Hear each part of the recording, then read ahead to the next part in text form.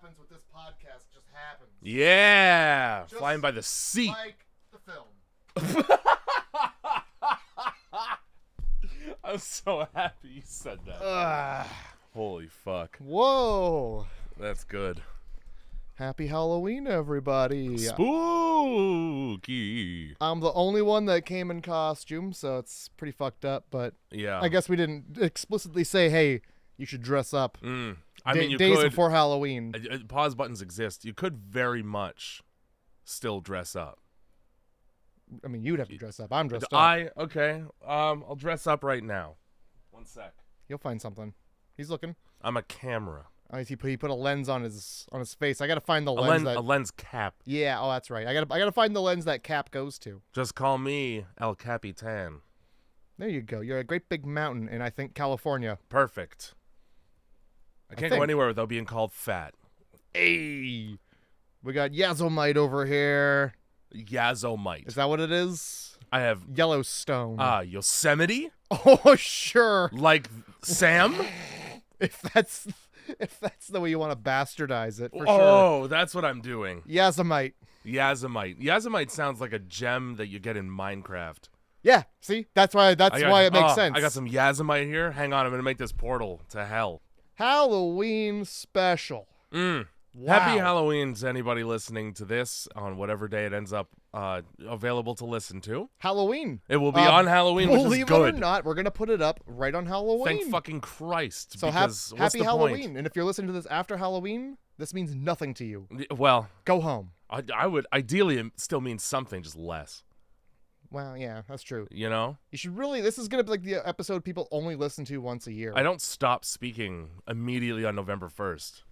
It's true. But like if I'm watching Family Guy, I'm skipping over like the holiday episodes. It's no fun to watch unless it's that season. Christmas time is killing us. That's all I got for that. I mean, that's a good one. I forget That which is a one good that is, but holiday there's episode. one of many. Yeah. Or like Bob's Burgers, where it's always like a Thanksgiving episode, and you're like, all right, Yeah. I get it. This is the thing, right? Family Guy can have episodes with songs in them all day. Mm-hmm. You know, in between the songs, there's jokes, though. There are. Which is, I think that's an important balance to have. You can't have just songs and nothing funny. So what you're saying is you didn't like the Bob's Burgers movie, Well, I'll tell you, the musical film. John B. Don't. But This is it. Dan Mintz and Eugene Merman. But I think they're filling their wallets. It's good for them, you know? Yeah, that's true. You want want that during Christmas. Yeah, it's widely want regarded people as the most selfish time of year. You want funny voiced people to, fill their pockets. Yeah. We want the funny voices to be happy. That's what adds the baritone. That's what right. makes their voices funny is the weight of change in their pockets. It brings that pep to their voice that it just certainly wouldn't have otherwise unless they were weighted down with coin. Yeah. Bags of penance. Satchels and sacks. Dollar sign bedazzled sacks And of then money. and they ran out of those ones, so they had to go with Crown Royal bags. From tricking people into thinking they're seeing comedy and it turns out it's just wicked. I mean that's not so bad. There's other musicals that are worse. It's just How about Cats. Yeah. It's just fucking shitty Cats. Cats, Rent. Shitty Rent. I kind of liked Hairspray. That was not terrible. Did you like the John Travolta one where he got to put on the suit he wished he wore every day, which is that of a woman? That's the only one I've seen. Well, it's also a musical on stage instead of a movie. That's fine. You know what? The movie's directed by John Waters, so I'm here for it. That's fine. Yep. John Waters just trying his best to keep Divine Spirit alive by putting people in divine suits and filming it. Yep. All right, all you male actors, everybody dress like you're divine. All right, I'm gonna need everybody take this box home and you shit in it. Yeah, and then we'll see what happens next tomorrow. Then I'll show you the script. Produce for me one stool. One singular stool. I need samples. Whoever has the best stool doesn't have to open the box. John Waters, I'll open every box though. Oh God! I want to see it. I want to see what you've done. He goes face first into every box. Fuck. Not even because he likes it, just because he's John Waters and that's what he does. He grew up huffing poppers into his nose. So, I mean, those, I don't know if his scent glands are even functioning anymore. What I remember from that, like, Netflix special he had when Netflix was like a baby, he had a special on there. Oh, man, he did. He was talking about trading photos of blossoms. Yeah, blossoms. There's a blossom photo trade You going know, most on. people in the audience and in the audience of this podcast thinking, oh, flowers, that's nice. No. Like a flower. Like a flower. Like, what's the name of that woman that paints the vagina flowers? Ann Geddes. Ann Geddes, that's her name? No, I think Ann Gettysburg? That's the one that takes pictures of babies. Yes, that's right. You're right. I know the one you're talking about, though, because it's on Family Guy. They're just Yeah. like, so what does this mean to you? She's like, I don't know. What do you think? Yeah, I do remember that. He's trying to be contemplative. So, yeah, that. I can't remember her name. Marion Cotillard. No, Sure. that's the chick from Inception. That's not even close. You didn't have to. I would have just been like, yeah, that's fine with me. Yeah, Margot Robbie. It's something like that. Either way, vagina flowers. A blossom is a flower in the same way that those are flowers, is my point. This one blossom. It's like, you know how there's like perennials and there's annuals. Yeah. And When does it bloom? when you push too hard. Yeah. It blooms all the way out the other side. Well, at least twice a month. That shit blooms so hard that it's very difficult to unbloom. You got to see somebody about it. It blooms so hard a professional has to unbloom it. De-bloom it. A professional has to pack it away for you. Oh my word! Fold it up nicely. And if it keeps better happening, be, yeah. They're just gonna cut that whole thing out, and it just comes out the side now. It comes out the middle, in between the two. Oh boy, the thorax. The thorax. It's the abdomen, sir. Well, what's the thorax? So that's a bug's abdomen. Yeah. It's just called something different. Yeah, exactly. That's what I'm saying. The thorax. You know what shit. I had the thought the other day. You know how like phones have like what do you got? You got like not an Apple phone. You got something else. Android forever. Well, now there are very few hills that I'm willing to die on, and one of them happens to be the hill where I'm not surveilled with my every move. And then now that like that's just happening everywhere, the hill has become I get to go into the settings of an Android phone and change things. Okay. I also don't have to pay $1,000 or more. Well, that's got nothing to do with what I'm talking about. That's fine. I was just like, no, it's a Motorola, and it's a piece of shit, but that's because it's from like 6 years ago. The C-port is like the cloaca of the phone. Right. You know what I'm saying? Yeah. You don't know what it is until you try to stuff something in there and it don't fit. Data goes in, music comes out, data comes out. Data comes out sometimes. Yeah. Power goes in, power comes out sometimes. It's the cloaca. You don't want the power to come out, but it does sometimes. All things go in and out right through that C-port. That's true. And you never wipe it. That C, that capital C in the phone. For cloaca. Yeah. That's what USB-C stands for. It stands for cloaca. You ever notice how there was no A or B? It's because cloaca. USB cloaca. Dolphin fuckhole. Dolphin is short for dolphin fuckhole. Bird fuckhole. Just fish hole. Lizard fuckhole. God damn. So many species on this planet have just a hole that you gotta fish around in to figure out what it is. So fucking efficient, I'll tell you that. You know what? That's harder than just respecting pronouns. Like if the crocodile came up to me and was like, boy, yeah, you are. I ask no follow-up questions. Well, I mean, you'd have to go up there just to make sure. I wouldn't. I would take his word as my. I see. Like a person's pronouns. It's like I'm looking at something different, but you're saying something else, so that's cool. Ah, yes. So you don't want to put a finger up a crocodile. I'd rather not have to get the answers I need. What if they're like, what if it's like you're on and it's like a game and they're like you got to go in there and get the ball. If I'm on it doesn't matter what I'm doing because I won't be watching I won't be looking at what I'm doing because my eyes will be fixed on the gimp nearby. The fucking BDSM wrestler in the corner. Oh, you mean the Punisher? Yeah, and that's his name, which is as bad as Undertaker. And they just let children just like, yeah, the Punisher's gonna take you. The Punisher will into that closet. The Punisher pulls on an object, and then you're covered in his goo. He always makes a really funny joke. So He does, yeah. We kind of let the implications fly.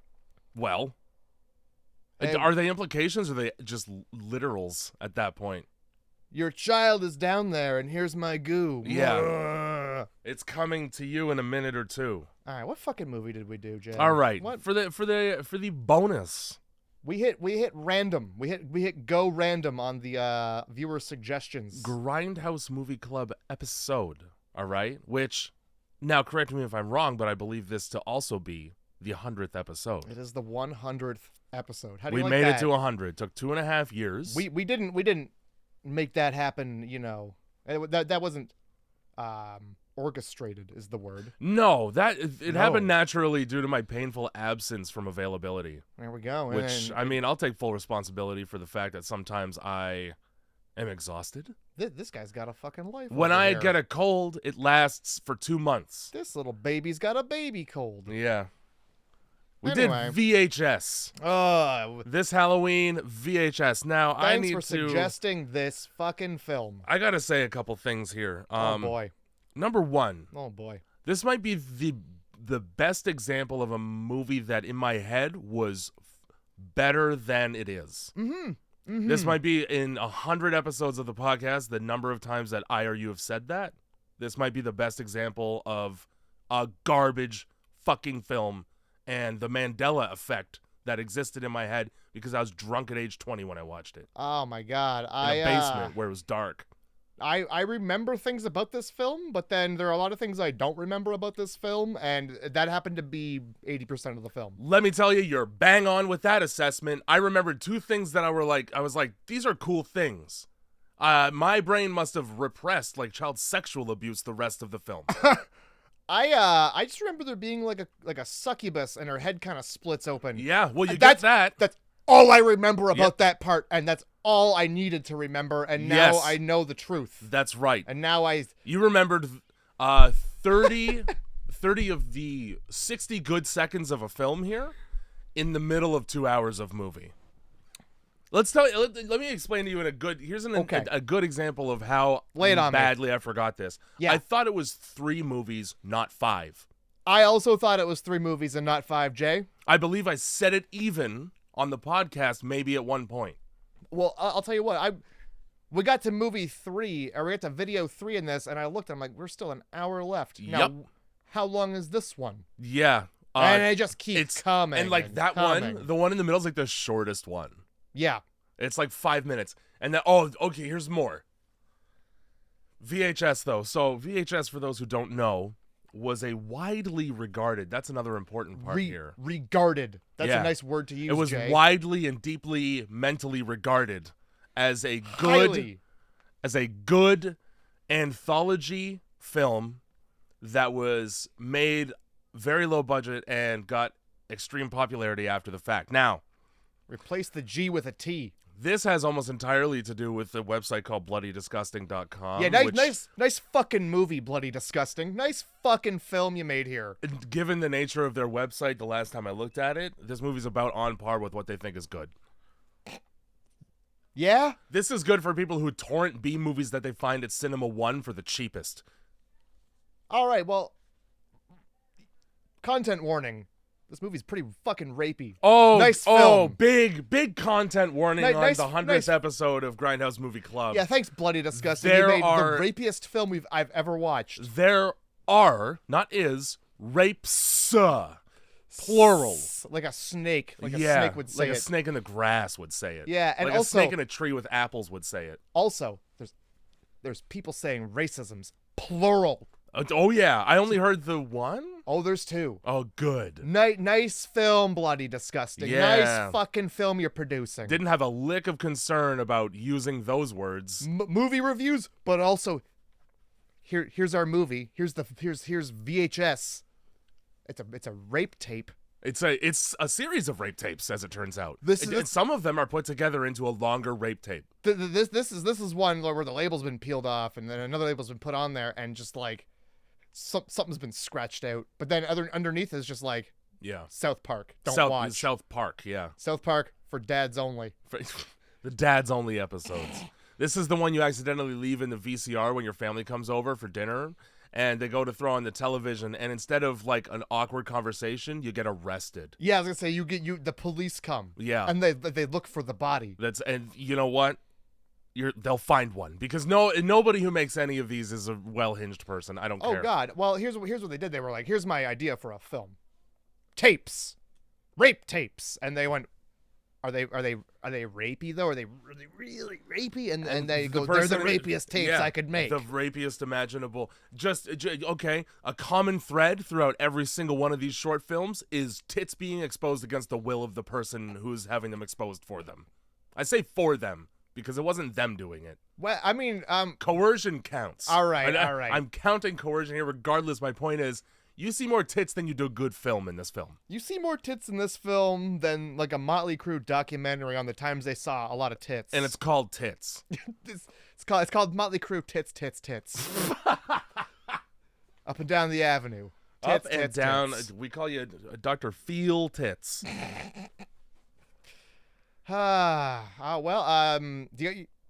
So I think it's fair. You know, every movie we give it its own rating. Yeah, that's what we're gonna do. 5 different ratings in this. And then do we want to like either give the entire film a rating, or do we want to tally up the rating? We could tally up the ratings. I could get. It's not really gonna change the outcome in my book here. It's not gonna. Yeah, it's not gonna. This movie's not gonna have a. It's not gonna be good. No. It's not, I want to make sure that everybody's very clear that, like, all the horrible things that we're saying, this isn't an upsell. Yeah, This is just, you lurch from a gruesome set piece to another, and in between, there are mild to moderate to severe sexual assaults. And well, there's also, on top of that, they sprinkle the shittiest effects. And the rest is boring. The shittiest effects, bloody and disgusting goodbye. That's true. These are like... This is first year graphic design, like back to the drawing board project. Oh yeah. This is somebody went to videocopilot.com and they saw the effect where you make a monster face and they said that a bunch of times. Yeah, let's do that maybe 5 or 6 times. How many arms can I do coming out of one wall before my computer shuts down from the RAM usage? Turns about 7. Yeah, 7's the appropriate number. Not gonna lie, that's like the best part of the movie, though. Yep. That's the only good part. Anyway, yep. Do you have 2 sentences or less to spoil this stinker? I have 2 sentences or less for one of these movies, and it's the final one. And I actually, instead of writing a sentence, I just changed the title to The Boring Barbecue. Okay. It would have been a better name for that. I didn't write, because I didn't know whether to write 2 sentences or less for each one, or for the movie as a whole. Okay, I did the movie as a whole. Yeah, fine. Because like each film is like, I don't know, 5 minutes long or something like that. If you ever found footage, this would be the experience. That's right. Yep. If nothing else, this is a pretty accurate. You ever just pop a VHS tape in? Not anymore. Is also what I wrote. Not anymore. Never do we do that again. There would be no reason to. I'm not gonna lie. It's a kind of a hassle to set those up these days. I would have watched any one of these, and I immediately would have stopped watching tapes. Yeah. Instead of sitting through 5, for 3 people to die during 5 of them. My God. Keep better track of your friends too, BT dubs. I'm going to try and describe this briefly. So you get 5 short films that are all sort of tied together by something that in my notes I wrote, I called it the overfilm, which is how this situation comes about in the first place, which is a bunch of, I'm just going to say criminals, a bunch of criminals. Criminals is the correct word. After breaking into a house for no money, decide that they would like some money to do it instead. So they do that in search of a VHS tape. They find several. And so they have a viewing party with a dead guy in the room. And that's the overfilm. Basically. Basically. The overfilm is better than any of the tapes they watch. The end credits. Well, there's no, I mean, in ways. I mean, nobody gets raped while they're watching the tapes. That's true. The rape is confined to the tapes. The worst thing you get in the overfilm is somebody gets sharked in a parking lot. Yeah. And it's rude more than it is anything else because it's winter, so that's cold as fuck. You know what? Damn it. Everybody gets raped. Yeah. Yeah. This movie is just bad. No, it's horrible. Who wrote this film? It's boring as fuck, and then you just get, like, uncomfortable shit that doesn't make sense, and characters acting in ways that no human person with a brain would ever act. Oh, they're all bad. They're all bad actors. Every actor is bad. The best actors are in the overfilm, once again. Those people, at the very least, can convey something with their face. I don't know, man. I don't know about that. In comparison to what else we have to work with, you tell me I'm wrong. Who's a better actor, Dane Cook? Yeah, he. I call that fucking guy Dane Cook. Everywhere in here. Samesies. That's who the fuck he is. That's Dane Cook Tourgasm era. Dane Cook with quotes around it. Yep. I would say the girl in that one, with the eyes. Okay, that's fine. I mean, you're convincing as an uncomfortable person to be around. Holy moly. Really calls into question why you continue to be around her, though. Yeah. Well, because, well...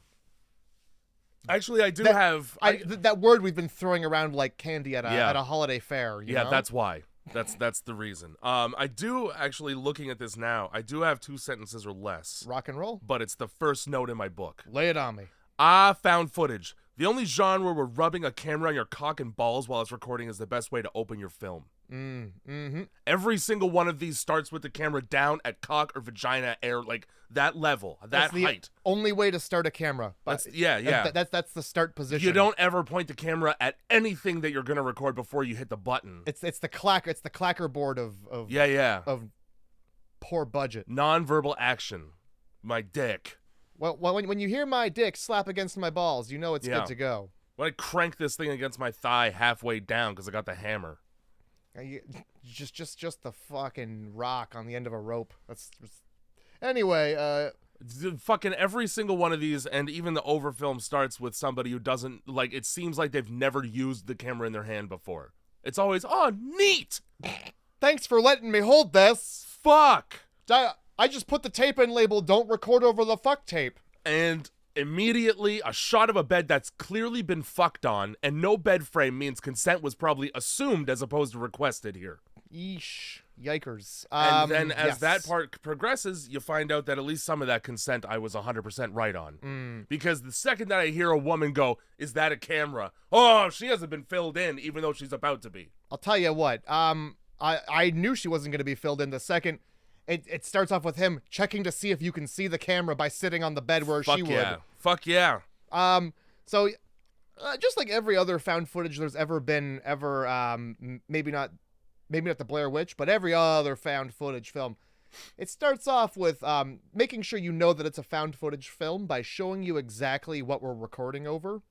Oh, yes. It gives you that, like, this tape's been used at least 3 times. There's the sporting event. Here's the fucking walking trip, and then here's the rape. Here's the unconsensual porn we're about to film here. Oh my fucking god. Also, here's the us holding a lady down and pulling her boobs out in the parking lot in front of her boyfriend. Actually holding her up.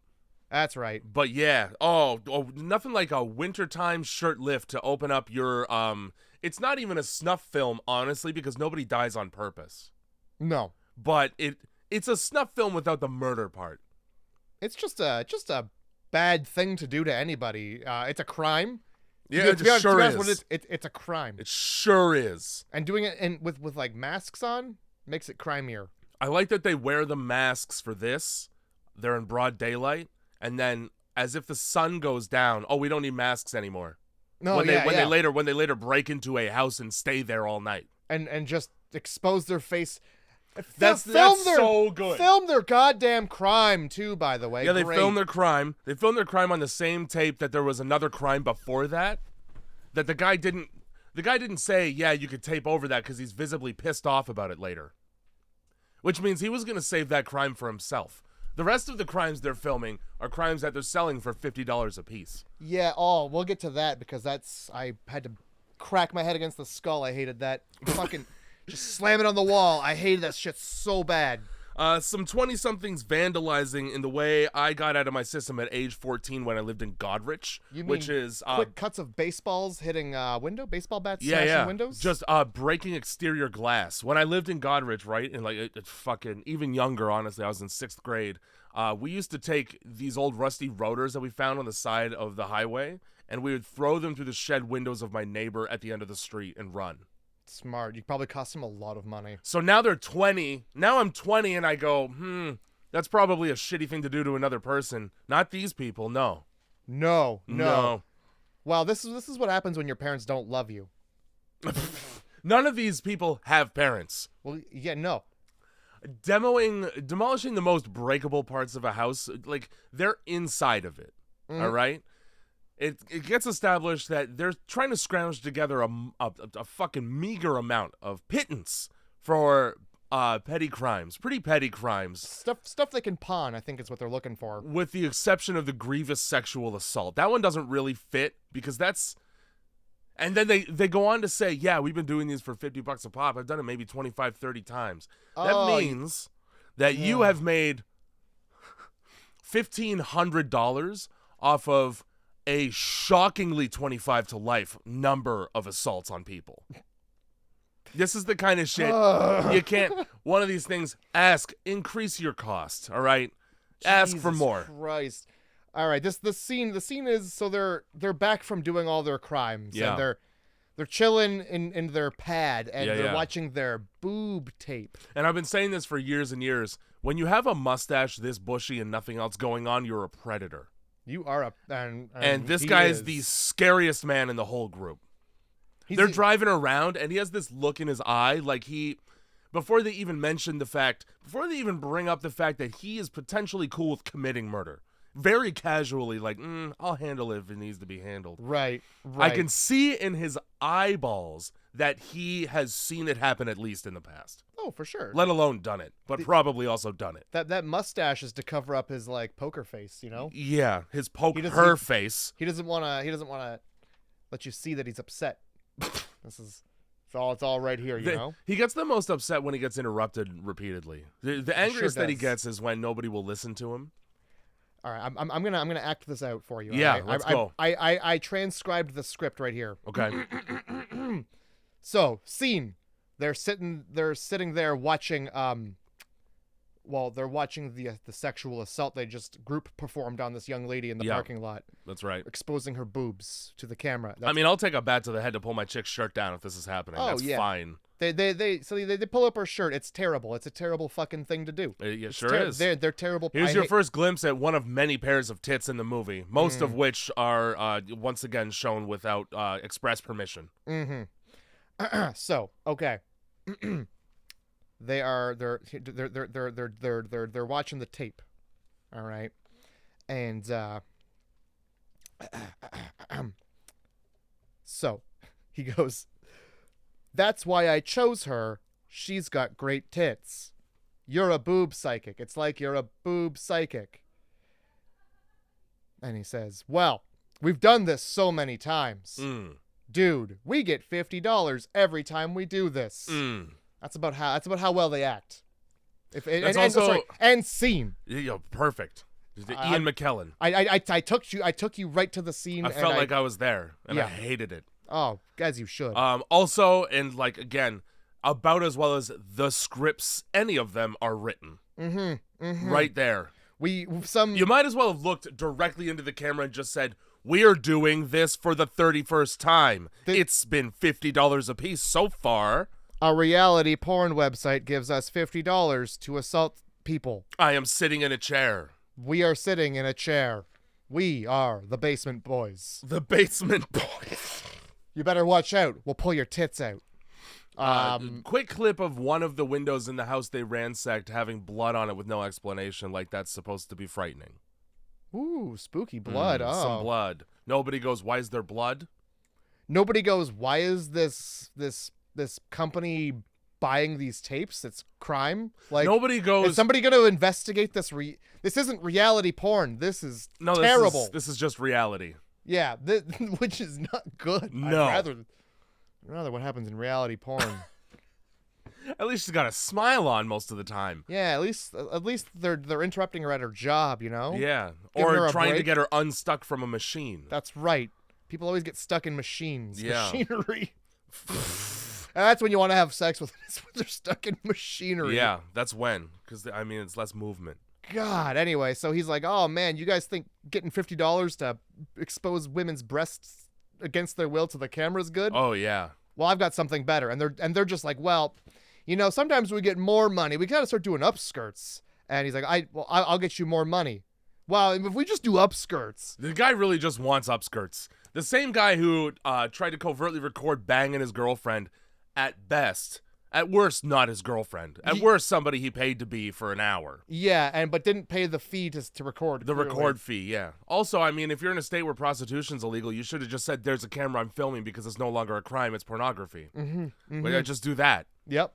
But, hey, that's just legal. That's just loopholes right there. However, nobody who... Law podcast. First of all, everybody on the same tape where they just committed those crimes now, again, like we said, has no mask on, which means part of your crime footage also has just your faces in it. Nobody was like, hey, we should just keep the masks on. No, let's have very distinguished mustaches. What's more important to me is nobody who seemingly, despite the fact that they're for the first time hanging out with this fucking absolute psychopath, has questioned anything he's done or said. And he smashes their television when they won't stop talking about upskirt videos. He smashes their thick glass box television. Well, this is 2012. So flat screens existed. They're very expensive. I don't think these guys would have one. They don't got the flat screen rape video money yet. We're working our way toward that. God, I really wish they wouldn't. I'd be a happier fella if they wouldn't. Holy fuck. Yeah, so like they're driving to this thing that this mustache has set up. This walking mustache. This Uncle Ed has set up a B&E. To break we need tapes. We need tape. One tape. Clearly, to make it very clear, tape. Singular. One tape. So let's B&E for a tape. In the dark at night. In a house I've never been to, nor do I know where the VCR is. Yeah, nor do we know what the tape looks like. Anyway, what's on the tape? Yeah, Jesus. I would give me some deets. Fucking thanks though for the in-car close-up of mustache with the look on his face that tells me that he's clearly seen death. Oh yeah, and he was fine with it. Hey, if he wakes up, I'll take care of him. Good God. Okay. And then they're like, yeah, you'll take care of it, I bet. When somebody says it with that tone, you don't chuckle. You go, oh my. It'll be his last mustache ride. The mustache ride to hell. The mustache tolls for thee. So, and while they're driving, the mustache guy's like, oh yeah, by the way, my guy who wants this tape, he's seen your work online, so you got a fan. And they're like, well, we don't put our work online. No. These are special tapes just for us. Mm-hmm. And he goes, well, don't worry about it then. And then, so are you lying? And then nobody's got a single question afterwards. No follow-up question to, hey, who's the fan? Yeah. How did they get my name to say they like me? Who are you? Oh. Where did you come from? Why are you in our basement? That's cool because you've already rattled off a CVS receipts length of questions, none of which get answered. So buckle up because that keeps happening. Where are you taking us? Why are we going? No matter where we are or what we're doing throughout this entire 2-hour runtime, those are all questions that don't get answered. And then I guess in between here we get to see the guy fucking, and she sees it's the camera. Yeah. Back to breaking in though. I wrote, and just like that, I nailed the absence of consent for your little student film. It must be a French cinema chapter for your thesis. Mm-hmm. When the argument about the camera, and then always, no, it's not filming. And then, what's that red light? That's the not filming red light. That means it's not filming. It's charging. What's that? I heard the boop boop. Now recording. What's that about? Remember when they used to do that shit? The boop boop sound? Yeah, like old cameras used to have like a bing. Oh, and yeah. And you would like always hear it just right in the... Yeah. It's like the real world version of when in found footage movies, again, they have the grid form for like the rule of thirds. Yeah. And the recording in the corner. That's what I want on my wedding tape. And yeah, you know how all cameras have to have that? Because, like... Otherwise, how would you know? Yeah, how would you know it's a video You'd watching? have no way. And you wouldn't know it's recording. You'd and think that's it was just the way real it is. life.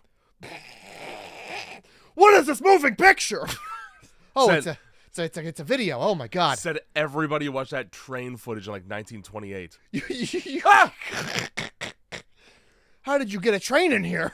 Why didn't it just hit me? You it was gotta- coming right at me. You gotta warn somebody while if you're gonna just show them a train coming have a at train you. nearby. Jesus. Now, right here at 6 minutes and 42 seconds, I wrote the time code That's not a great time code to write down because I think, based on what I've written down here, While they're- chronologically. While they're working on breaking into the house, Oh, lordy. a certain character makes a comment about the size of the house. Now, that's not the upsetting part. The upsetting part is actually what he calls the person who owns it. Rich. No, very few of us are that. The word, and more so the fact that it didn't matter that the homeowner was white, which means that this gentleman will just throw that word around at anyone. Didn't even get a look at him. Just walked up to the house and assumed. Wow, you know, I know what kind of person owns this. A wealthy person. Yeah. He definitely says must be rich. There's a wealth, all right, but it's in melanin in this man's head. Yeah. Anyway, I really danced elegantly around that, I think. Yeah. That's going to be really difficult to suss out Yeah. for anybody listening. And for those of you who aren't listening, I wrote, someone says the N. I would be a little okay with just the N. It's the R. It's the R part. It's the R with which you take your frustrations. I understand. Yeah. It's a hard one. It's rough. It is. It's a difficult R. Oh, so yeah, they discuss, this is where they're like, oh man, yeah. The old man's in there. I just know. Yeah. What if he wakes up? Well, I'll just kill him. I'll take care of it, quote Yeah. unquote. But Okay, nobody says that in this context and doesn't mean I'll kill him. also, nobody says that quietly. They're speaking voices outside this man's house. Speaking voices outside, it fits with the flashlights inside. If he was sleeping, he wasn't. In the dead of night, in the pitch black of somebody's house who's asleep, the first thing that I do when I'm breaking into it illegally is turn on the lights. And you know what? I'll also turn on the one in my fucking hand, asshole. You know what I like to do is fucking clog dance across a hard, empty, wooden floored house. These motherfuckers are wearing steel toes for this. Anyway, so let's be sneaky in this empty house. Yep. Real sneaky the way there's nobody in this house. So the sound of 6 to 7 people are really going to blend in with the nothing. This is the first time, it's not going to be the last time that I bring up at what point I leave the situation. Now, I would have left a million times already. The second my TV gets broken, I'm gone because I have to buy a new television. Like, that's just, I got to get another one. Oh. So I'm already out? Oh, yeah. Because my night's shot. I got to shop around. I might, maybe you splurge on the LCD. It's too many questions that you've now, by hitting it with a bat, raised for me. You know what? I'll keep the car warm. Yeah. I'm going to keep... At best. I've been farting quite a bit. I'm going to do that in the car. I'll keep the car warm by driving it away. Yeah, I'm going to make sure the motor and gasoline still work. For hours in one direction. You call me when you need me. I'll be at the Tasty Freeze. Another time that I do this with my hands. You're brushing them clean. That's right. Is when I open a door and I see a 19 cameras stalker hotel owner's fucking television room. Oh, you mean that wall-to-wall, nothing but static. That's right. Several different televisions. That's too many opportunities for the ring chick to come out and get me. That's right. I'm going home. I'm going home where I only have one of those. You know what? Pulse ghosts. You know what? That's another the doorway. Great, yeah, right white noise ghosts. You might as well just hold the door open and let them in. Yep. You call dinner. Dinner's here, ghosts. You might as well just splash water on the TV set so she feels at home. You might as well. Might as well. You know what? I wonder if the ring girl's like a bird. You just like put a sheet over it and she thinks it's bedtime. You just put a lid on the well. That's good. Here you go, right? bitch. Fine. Put a brick on there. You Yeah. fucking stupid Yeah, bitch. move that. Anyway. Shouldn't even have fingernails. Yeah, so we're treated to this little jump scare where they just boo. first of all they split up. Some people go to the basement or some Yeah. shit like that. Yeah. And like they're just looking around as if they know what they're looking for. One person knows of the tape, doesn't know what it's No gonna idea. be when he gets there. No idea. So why are they splitting up? What people are just be like, they're just gonna find tapes and go, this is tapes. What do we do here? I think the benefit of the doubt idea here is that they're opportunistic criminals. So they're like, well, I'm already stealing. What else is there? All right, You all right, know? fair. In the empty house, you got a point. I tell you, I'd start in the tape room. I wouldn't have to go down into the the television room with plenty of tapes. Let's begin here. Given that I don't know what's on the one I'm supposed to be taking, if I see more than one, I'm just taking one and leaving. That's fair. Here's the tape. I did all the things to get it. You know what I'm gonna do is if I find tapes, I'm going to take them all because I'm not risking one tape being the wrong tape. But I'll tell you what, I'm gonna bring it back a sack of tapes and be like, look it. Which? Yeah, this is all I could get. You telling me there's more tapes in there? I'm hard pressed. And if it's that many, I ain't spending the night watching them. Yeah. Go get your fucking ring tape. There you go. Yeah, also that. What if it's a ring tape? What if it's a ring tape? Now you fucked me in a week. Exactly. Could be a fucking ring tape. So yeah, there's this... Imagine the person you see these tapes. Sorry. No, you're good. Imagine You're the good. fucking person who like they put one of them from the satchel into the VCR and goes, "This is the wrong tape." Well, then you've got the wrong guy because I saw that, and that is the wrong tape, but not in the way that you mean. That's the wrongest tape. I don't want the rest. Oh yeah. No amount of money is gonna make me go back and get more of that. Oh yeah, yeah. I see any one of these tapes, I'm like, this is the tape. End of transaction. This is the wrong tape. No, it's the right one. It's the right one. Then get your own fucking tape. Yup. You want tape so bad? Go to Walmart. Get a blank one, you shithead. You fuck. Go film your own fucking snuffy mold film in the dirty dank. I charge mud per tape. house. I back charge per tape. Oh yeah. Oh yeah. Here's 25. You didn't multiply whatever you were gonna pay me by 25, or else I'm keeping them and putting them in a burn pit, far away from where I live. Oh yeah, because whatever's on there, it's crime. It's crime. Joe Swanson. I don't know what I'm looking at, but this is crime. No, in like this day and age, there's no amount of VHS tapes in a pile where there's not all of there's got a one crime at least. Yeah.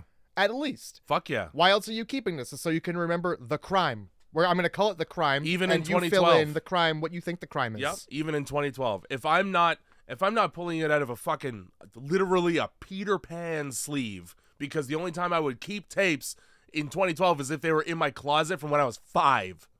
Yeah, you want that crisp Disney, that white box with the Peter Pan on there, just dragging kids off against their parents' will, just like to a faraway place. Telling them they could live forever if they come with you, like fucking Pennywise. Oh yeah, beckoning them right out the window, and you got that little girl that you. They fly around. Peter Pan essentially is Pennywise. We're gonna float all the way up to my ship with the crocodile who ate the clock. Come to the island of lost children. We call it that on purpose. Because you're lost and you're children. You're not gonna be found here. Guess what? You weren't lost. You were taken. Boom, boom, boom, boom, boom, boom, boom. No Liam Neeson where we're going. There's just one adult and he wants to kill us all, I guess. Boom, boom, boom, boom, boom, boom, boom. You're telling me I can't do an Ice-T impression. These guys be taking kids to a boat?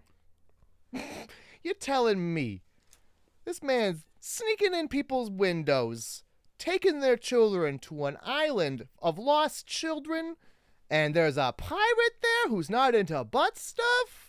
Why ain't we investigate this island? It's been called that for fucking centuries, probably. You're telling me an alligator ate a clock and you can hear it coming? I don't know what Ice-T sounds like. I know what impressions of him kind of sound like. And he always knows what time it is? Shit. You You think You think he humps to the metronome of that TikTok or what? You'd have no choice. That's your circadian rhythm now. Boom, boom, boom, boom, boom, boom. Anyway, Peter Pan's a dark story. Yeah, it is. That's what we're getting at here. Most of them are when you look deep enough. So there's a jump scare. Isn't the jump scare just a dead man in a chair? Well, he throws the door open. He's like, "Oh Yeah, no!" Nobody's really jumping. And then Certainly not him. Yeah, no. And yeah, they look in there, and this is where they find, well, the man. The man. The man in the chair. Yeah. And their largest concern is that he smells bad.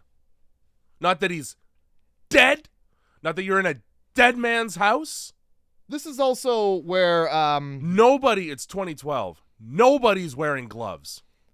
Nobody's wearing gloves. Like fingerprints don't exist. Nope. You're touching the chair, you're touching the man. Touching the tapes, touching the tapes. play button. Yeah. Also just saying the N-word at the dead body. Are you sure? Oh, that's the second time? He's like, this fella is dead. Wow, I didn't hear that. That's it. I think he said that's one dead fella in there. More like feller. Yeah, more like feller. You're right. And then I wrote, nice film, Bloody Disgusting, with the two N-words coming out of white guys. Yeah. Nice fucking film, Bloody Disgusting. Not I'm proud. a black person in the film. Not one. I hope where's your grandmother? Did she see this? I hope not. That gets you written out of the will. She sees this. Sure does. She sees any minute of this. Oh man, I go to my son Johnny's website to read all these horror movie reviews, and all I see is boobs and the N-word. Oh. Oh no, Johnny! I rented your film. You didn't tell me you had one, and those are the most upsetting things for me to see at my age. I didn't appreciate the knockers.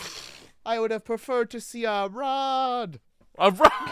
Stuart. The thickness. Huge fan of Wham, this grandma. Ah, yeah. Dying on Christmas.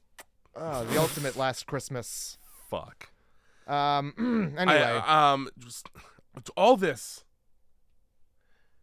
All right, man, I'm gonna bounce. Stay here and watch the tapes with the corpse in the chair. Pretty much, yeah. We're gonna keep looking. See all these tapes?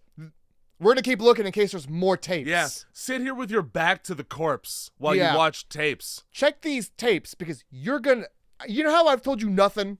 We'll check these tapes for that. I don't care how aluminum your baseball bat is. The second you close that door, I'm going out the window. I'm not watching tapes. You know what?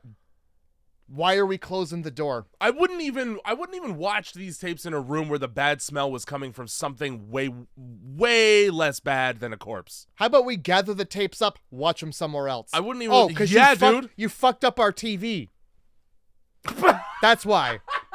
Great. Oh shit! They have no choice but to watch the tapes in the TV room with the dead body because we can't go home. You know what would have been a great twist? Take them to Jumbo Video and pretend you're rewinding them. Boom. Yeah. Just that. Can you rewind these? Break into another house with more VHS televisions with the fucking player built in like I used to have when I was a kid. Oh Christ. It would have been a great twist in this film if they did like the same thing where they just like start smashing shit, but they just like they're gonna respect a dead body. They just need to just club his skull in. You could have chucked it out the window. You could have, yeah. They just do like horrible shit to this body. Yeah, they're like putting hot dogs in his mouth. And like that's just the end. Oh, a fucking dead body? Well, give me the baseball bat. Let me see this. Let's smash this pumpkin. You ever hit a And then the rest of the film doesn't matter because they smashed his head. Yeah, it's fine. You ever drop a cinder block on a honeydew? You're about to see what happens. You guys ever been in the front row of a Gallagher concert? Not anymore. Hope you brought your raincoat. That's Gallagher too. You gotta watch that shit. Let's make sure that we position the camera so that you can watch me watch tapes while although perfectly you can see what's behind me, which is a dead body. It's important. Yeah. It's important to do that. So just so that in the event that things behind me move that I won't see, but you will as the viewer. Yeah. Cool. It's good. Tape 1. Yeah, right into the first film here. Bunch of bros. I just said bros. Bros in the hotel trying out a glasses camera. A Bam Margera Viva La Bam glasses camera when they send Chris Rabb in to switch records around and then prank call. Like right. Digo prank calls them like about quarters. Like any spy glasses ever for any reason that they've ever been needed. Yeah. So these three gentlemen. Gentlemen. Yeah. Two meatheads and a gentleman. Yeah, Dane Cook, fucking a literal chucklehead. I called him the Joker. Okay, all right. And just you know what? Kind of a piece of shit. Kind of a piece of shit. All three of them are kind of pretty shitty guys. 3 solid reasons why this guy's a piece of shit. Okay. Number 1, he hasn't sussed out that he's clearly been chosen because he's the only one who could wear the glasses and look like he needs them. That's true. That's true. He does look like a fucking dweeb. He goes along with this shit for way longer than anybody who wasn't a piece of shit would. Mm-hmm. Mm-hmm. And willingly does things that are questionable on his own. Yep. And you got a guy who looks like Dane Cook, and you just see him, and you're like, who the fuck is friends with that? Yeah. You know this guy. This is the thing, dude. They're not friends. This is his first invite out to the bar with these two. Dane, unconsensual All right, we're going to slap these Cook. glasses on you, and we're going to give you massages in the mirror until you're geared up enough to commit a rape. Boom, boom, boom, boom, boom, boom. Well, it's not quite one, but it might as well be one. Dane Cook in this movie also has the loudest voice, just like Dane Cook in real life. He's got the haircut. He's got the eyes. He's literally they just were like, yeah, you look like you would do this. Now, my larger issue is that even if you were to consensually get somebody into bed, right? Because the whole motive here is, okay, we're going to film our escapades tonight, and it's going to include fucking. We're going to put the glasses on you so that what? You can be the one fucking while you have glasses on? Because who wears those during that? You can just be in the room with the glasses on. Well, I think it's a little bit of both. I think it's more of a let's take turns wearing the glasses. She's not going to be questionable to anybody. It's so difficult to find 3 people with the same prescription. Jay, they give up the guise of these glasses pretty quickly into the session. You mean when the guy literally grabs the glasses and goes, film this? Because, yeah. He either grabs the glasses or just grabs the guy by the back of the head and gets him in real close. Doesn't matter. Also, like, if the latter is true, what the fuck? What does that even mean to say out loud? Yeah. Because I think in the movie he says, get this right here with your whole head. Yeah. Like, I'm going to shove you into the action. I want you to smell it. I want you to be able to smell it. Later on in this movie, literally a guy goes, I'd fuck me. Yeah, I know. So, I love it. I'm glad that you brought that impression out. Oh, well, you gotta. I do that with every fucking podcast. This guy with the glasses is like the little brother you bring to the frat party who inevitably has an allergic reaction to peanuts and gets decapitated by a telephone pole like in Hereditary. True. He's a virgin. I think is what you're trying to say. He's like the Revenge of the Nerds virgin. Sure, Jin. Another movie where questionable things happen to a young lady. Do you know? I don't believe that I do know. Oh, humping, but with a mask on, so she doesn't know who it is, and she thinks it's somebody else. And he doesn't correct her when she asks and says the name out loud, and wildly just assumes that it's her boyfriend. Hey, he doesn't go, well, I'm actually not your boyfriend. I'm just wearing his mask. Sorry, what movie is this again? This is Revenge of the Nerds. Yeah, more like I'll never watch that movie. Well, it's got Snot from American Dad, and his name is Booger. Is that deliberate? Yeah. Okay, it was. Good. And he wears the vest in the movie. Good. He looks exactly. I'm glad it was on purpose. It's fucking his character. I would have had to have seen it in order to ever grab that. No, I've never seen Revenge of the Nerds. Oh well, it's not your thing. It doesn't seem like revenge I want to participate in. It was my thing right up until I saw that scene. I'm like, this is not my thing. Yeah. This was a good movie right up until about here. Said you 10 minutes into this movie. Less than 10. 4 to 5 minutes in. I had a pretty large sigh out loud when about 2 to 3 seconds into this film, to be honest with you. Throughout, I was scouring my memories to figure out what in my young brain was appealing about any of it. Well, it's the idea of the film, right? Like, they're sneaking into a house and we're going through random tapes. I just had like an extremely selective memory because I really liked the end credits because it seemed like a Prodigy music video.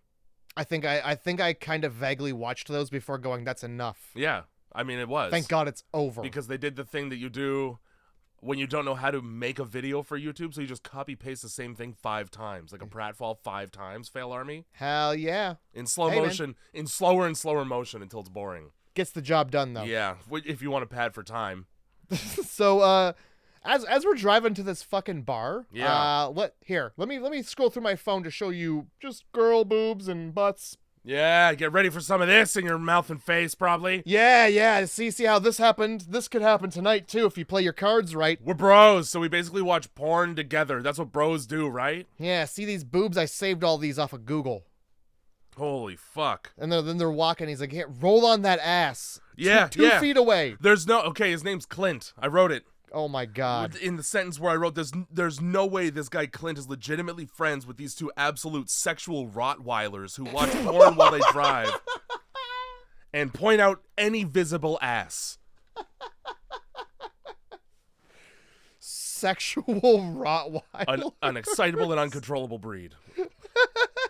They're only nice if you are, and if you're not, neither are they. That's so funny because like the chucklehead loses his mind just at the idea of what's about to happen. He's like, oh my God, the glasses, they fit on your head. Yup. Anyway, so just going into bars, at a bar, not in a bar, at a bar. Is literally what I wrote there. That's what happens. Yep. In interspersed with classic bar talk that I'm sure you've heard personally. Of course. I always listen deeply for that. Nothing gets a chick wetter in my experience than trying to take her to task on how many pancakes she can eat. That topic of conversation that fucking waters the slide, bro. Oh, sure does, because it's like in the morning. This is how many I'm gonna feed you. Yeah, this is how many pancakes you're gonna eat in front of me in the morning. Fucking, you know what I really like to do is when my friends are like hitting on girls, I like to be over their shoulder. Just listening to the conversation. If you're actually gonna watch this movie, which once again, don't. But if you're gonna, all right, pay attention to the framing of most of these shots, because it's really like this guy is whispering in the ear of his friends. Hey, I really don't want to be here. I'm really not enjoying this. I'm having second thoughts about the 3 of us going to town on one of these girls. Because like there's 3 of us, and you know that means that one's gonna have to go in the ass. And yeah, we draw straws for that. How do you position that? Because like if one guy's in the mouth and one guy's in the vagina, one guy's in the ass, the only way to do it is one guy lays down and the girl goes on top of that, and then another guy goes in the ass coming from behind. It's like a Russian nesting doll, sort of. But then the guy, except there's no pulling out. The guy in the mouth has to like be over top of the guy laying down with his balls. And then the guy in the ass, his balls are hitting on the guy in the vagina's balls. Well, that's how you know you're real bros. He put those glasses on knowing that was his future. All right, I had to whisper that in case you were blaring this podcast in traffic. The question is like, which do you think they let him have? You would think the least enjoyable one, right? But that's, for the most part anyway, subjective. Here's what I think was the plan is they were gonna muscle him out of whatever was gonna happen and just make him watch. Yeah, 3 holes become 2 in a jiffy. It's a good thing that they made the cuck chair in this hotel room a 2-seater. It's a love cuck. Yeah. Anyway, so I don't know. There's so many of my they order Irish shit, and the guy's like, yeah, I'll give you Irish shit. Yep. Thanks for talking to me like that. I'm a bartender. No bartender on earth has ever accommodated that kind of being talked to late at night. Oh, you want the top shelf Irish shit? Oh, and then you pay $40 a shot because you weren't ready for what he had. Fuck. So this is where we get, he just like kind of like turns around and because she like goes to get her friends, and then he turns around and there's like the creepy the creepy girl with the huge unnatural eyes. And the whole thing is like, first of all, she's interacting with nobody. She doesn't blink really much. No. And she's dressed like she just got done at Sunday school. And she also whispers right in your face, I like you. I mean, that's good enough for me.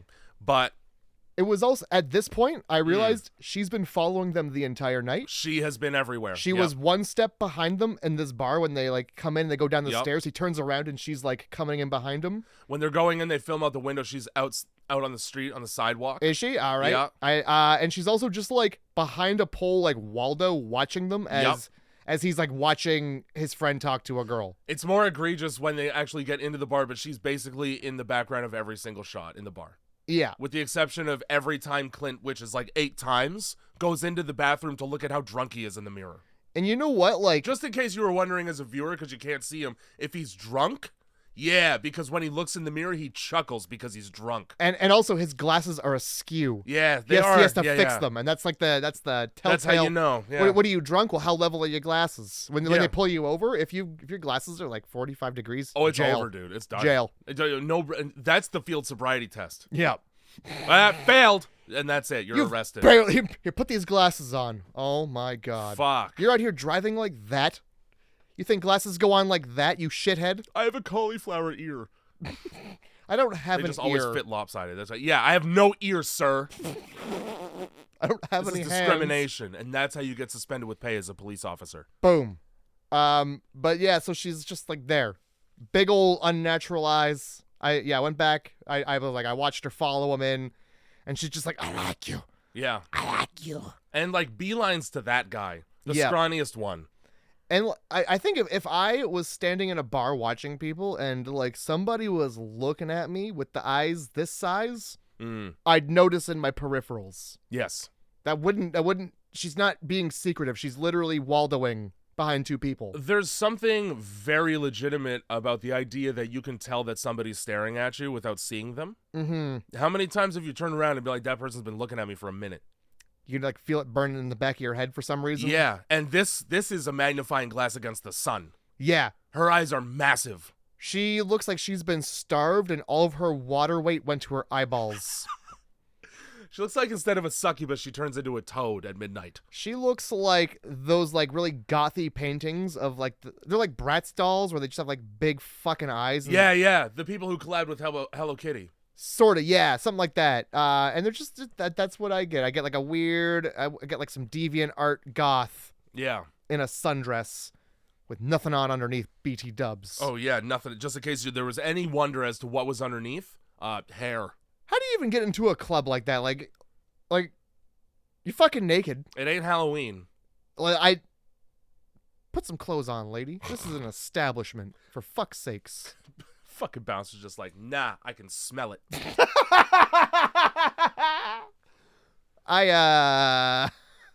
Yeah.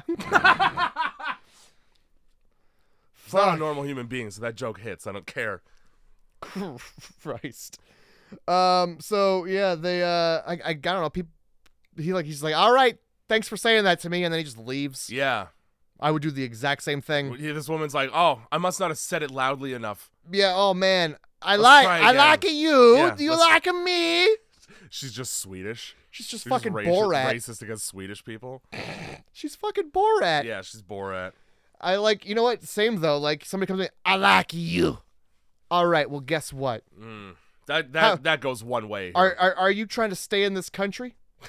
Is there a, because that's very forward. You seem desperate. What do you need? You don't even know it. You don't know anything about me. I see those big dinner plate eyes, and You like me, huh? I fucking know. What's my favorite color? When's my birthday? I like you. I like you. Well, that's not even a day or month, madam. I like you, madam. And you call her madam because she's dressed like a Victorian maid. She's dressed like a... She's dressed like she just got ready to put the pot of coal under her blankets for bed. She's dressed like a fucking Gap mannequin, because you don't put bras or underwears on those either. A Gap Kids mannequin. Yeah, she's built like a Gap Kids mannequin. Yeah. I don't know how she got into this bar. Flat. All she could say is, I like you, and no. Yeah. Can I see your ID? I like you. That's... I like you. Can I see your ID? Yeah. Getting more and more Italian as time goes on. A skibbity bop. Boopity boop. Yep. So apparently the pancakes line worked on this very drunk girl. Yep. I don't give a fuck about anything this Mushmouth says throughout the whole. I don't care about this woman. It doesn't matter. All she does is go to sleep anyway. And it turns out she shouldn't have. She put a lot of trust into strangers. She sure did. She sure did. She went from, let me go get all my friends and having a great time with all my friends to, all right, guys. I'll come with the 3 men alone. Yeah, you bring in this terrified-looking girl. Is she with you? Is she being... Because, like, they're even like, haha, you're coming with us. And nobody is paying attention to the fact that this scrawny witch has made her way into the group as well, just by refusing to leave the nerd alone. Mm-hmm. So let's pack her into the taxi, and nobody's paying enough attention to notice that she is less concerned with anything that's happening in the taxi and more interested in how fast she's going right now. Because seemingly she's never gone this fast. I also was like, why does she look horrified and confused the entire time? She keeps looking out the window like she's fascinated by the concept of high-speed travel. She's just never been in one of these automobiles before. Not once. It's like it's her first day in this century, you know? She comes out once to feed. Maybe not. And her primary interest is the only guy out of these 3 who's the least likely to bang, because that puts him behind on his Dota bracket. That's right. He's got to keep that, what, KD up? He's got a DM appointment in like 3 hours. He's got that craft dinner getting cold on the... I don't know what we're talking about. Okay. Video game stuff, yeah, but I'm talking about craft dinner. Dungeon Master, as in he hosts a D&D campaign. Well, yeah, but that... Like tonight. Is Dota like D&D? I've never played it. No, but they both play... Are you saying he's a nerd, Jay? Yes. Oh, my God. Yes. I never noticed. I'm saying if you play one, you play the other. That's right. That's what I'm saying. Oh, no, I get it. Jay, if there's one thing I understand, it's that. I get it. I'm in. Okay, good. So, yeah, she's like squat on the floor for some reason. And he's like, let me sit with you. You're on the ground. Yeah. And she looks like he just threatened her with his penis. She looks horrified and is like, nah, let me get behind the only one that looks weak enough to feed on. She's Goldilocks, dude. This meal's just right. That's right. These other beds are too hard. Or soft. That's true. Too chuckle, flaccid. Chuckle fuck. Too soft. That's right. Too soft. You know what, dude? Just in case you were wondering how soft, don't worry, because you get to see it. It just wouldn't be a horror movie unless somebody had their fucking whole penis right out. Well, okay, we get to watch this chick get stripped naked quietly, which isn't a yes or a no, so it's a no. And then it's like the director wanted to balance it out by showing you a limp dick right after. Well, okay, you think that's a compromising position? Look at this man's limp dick. You think he's shrieking like a younger girl than these 2. Think he's happy to have that out in front of everybody? There's no way. He's clearly upset. These are his friends. You think that friendship's gonna remain the same with his limp dick? Holy fuck. Dane Cook's not gonna want to be friends with you. You don't want to watch the Celtics play with a limp dick. Oh God! After that, his nickname would definitely be Limp Dick, and he'd be pretty upset about it because how do you stay hard in this situation? It would be impossible with your pals in the room. Yes, nobody calls into question the fact that there's 3 pals in the room. I could be blackout drunk as a woman, and I walk into the hotel room, and one of them sits down, and the other one stands there and leaves his glasses on, and I go, "Hey, this ain't the kind of party I signed up for." For a bunch of reasons, Hey. Too many 3 dudes. Too many dicks in the kitchen. 3 dudes, 2 beds. I don't know what's about to go down here. Too many cooks for the dickin'. Woo! There we go. Hey, that's a good one. If you can't stand the heat, stay out of the dickin'. Yeah, stay right out of it. Well, she goes to bed, so that's her best bet at staying out of it. It's not, but it's her best guess. I do like that in the taxi. It's no taxi. They're drunk driving. Oh yeah. It's important to note that they're drunk driving. Where are you chuckleheads drunk driving to? Yeah. Arguably the drunkest one at this point is the one behind the wheel also, which is good. Something about laughing hysterically and then also like doing the worst Van Halen covers in the way that they just say na-nas and doot-doos in their songs. He's just singing nothing. He's just singing Neanderthal words while he's almost getting into an accident constantly. Well, wouldn't you do the same thing if you knew that you're just driving these people to the hotel room to watch them fuck?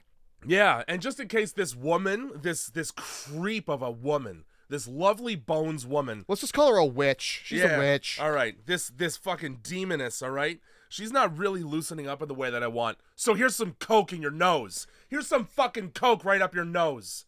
Here is some coke up in there. Sweet. And now I'm ready. He has to talk her through it like she's never heard of cocaine before. Well, she hasn't. That should be a red flag. Yes. Everybody knows what that is. Everybody knows where it goes. You just don't do it. Yeah, I see white powder and I immediately, one of two things are going to happen. And based on the energy in the car, it's actually only one. Because otherwise, everyone would be asleep. Mm-hmm. And then it becomes did you trick her into doing that? Like, yes. They're like, are you sure? Does she know what she was doing? Like, why did you take her with you? Take her to the hospital. Holy fuck. She's comatose. She's fucking, she's concussed is what she is. Yeah. All she's saying is, that's a brain that's a TBI. Oh my God. Fuck. So, yeah, we get to the bathroom mirror hype up, which you always do before you pull your little dick out. And your little dick at Pendleton. I heard you coming. I heard it slapping between your thighs. And again, because we need to make it clear. We need to make it clear to the audience that people are drunk. Okay? Make sure you know. So let's have him repeatedly spit in the sink, because that's the universal sign for you're almost vomiting. Yeah, let me get all the spit out of my body. All the water filling my mouth before vomit does out of my body by spitting it into the sink. Yeah, because if you weren't nauseous, you'd swallow. That nice lubrication your body provides. Yeah. For the rest of... There's two people in this hotel that need that, and it's not him. I wish nobody needed it. I wish everybody was just going to bed because church is tomorrow. I wish that's the way this video ended. That would be a better way to take this story. That would be a better route, because you can still do Satan girl, right? You can still do head split chick. Yeah. By the way, she's got this line down her head. That's hey, what's up? It's like when you see somebody with a goiter and they just talk to you like normal, and it's like, you're really not gonna point this out before you're gonna put me in the position. Yeah, hello, this is my goiter, and my name's Steve. I have to make eye contact with you so vigorously that they're watering. You flick it. You go, what's that? What is that? If it jiggles, I leave the conversation. But yeah, she's got like this line down her head, like she was born the wrong way, and reconstructive surgery had to happen. Like the alien from Splice. Like the alien from that is exactly what it is. But anyway, that line, just remember that line's there because it's decorative. It's a very decorative line. The only effective part of this is that, and we talked about it, like the way that she is in the bar and shit, is this woman, and you're right about her being the best actor, actually. Because to be able to sit in the background of a scene, not be the focus, and still be the most uncomfortable part, I mean, good. You did it. All she's doing is laying on the bed. She's not contributing to the conversation, which devolves into something far worse in very short order here. But also the fact that none of this is alarming to her. Yeah, it's not positive or negative, it just is. She really doesn't care about what's happening. She's just intent on what is going to happen. Yeah, which to is glasses. Listen, I'm gonna take something out of this room. I am gonna need a couple quarts of blood, and I don't care which carcass it comes from. Yeah, which concubine. And you and I both know this. And to your earlier point, there's nothing cool or fun or enjoyable about fucking in the same hotel room as your good friends. I'm not gonna lie, I've never done it because guess what? I can just up here in my head, I know that it's. I don't want to hear what you sound like when you're doing it. No, I would never want to hear that. I know I'm not gonna look, but I'm gonna hear it. Yeah, and I'm yeah. just like, It's gonna conjure your imagination's gonna run wild. And then before you know it, it's just fucking spaghetti getting folded, like a Play-Doh spaghetti folding factory. The next thing you know, you're gonna hear that when I'm snoring. I can't even sleep nearby. That's right. That's right. Oh, I heard that. God. The reason why I wrote in caps, trust me, Matt, here, because we've had it happen to us. Have we? Florida. Oh no. Mm. Oh no. Mm. Rest in peace. He's not dead. Rest in peace. He's not dead. He just had a bad thing happen. You know what? Don't fuck. All right. Yeah, just Don't fuck in Florida. nothing good has happened with the people fucking down there in a while. When you fuck in Florida, it does not. It's unlike what happens in Vegas. It goes everywhere. It follows you because you've made children. I just want to point out how poor etiquette it is to be the cuck chair guy and to be laughing still.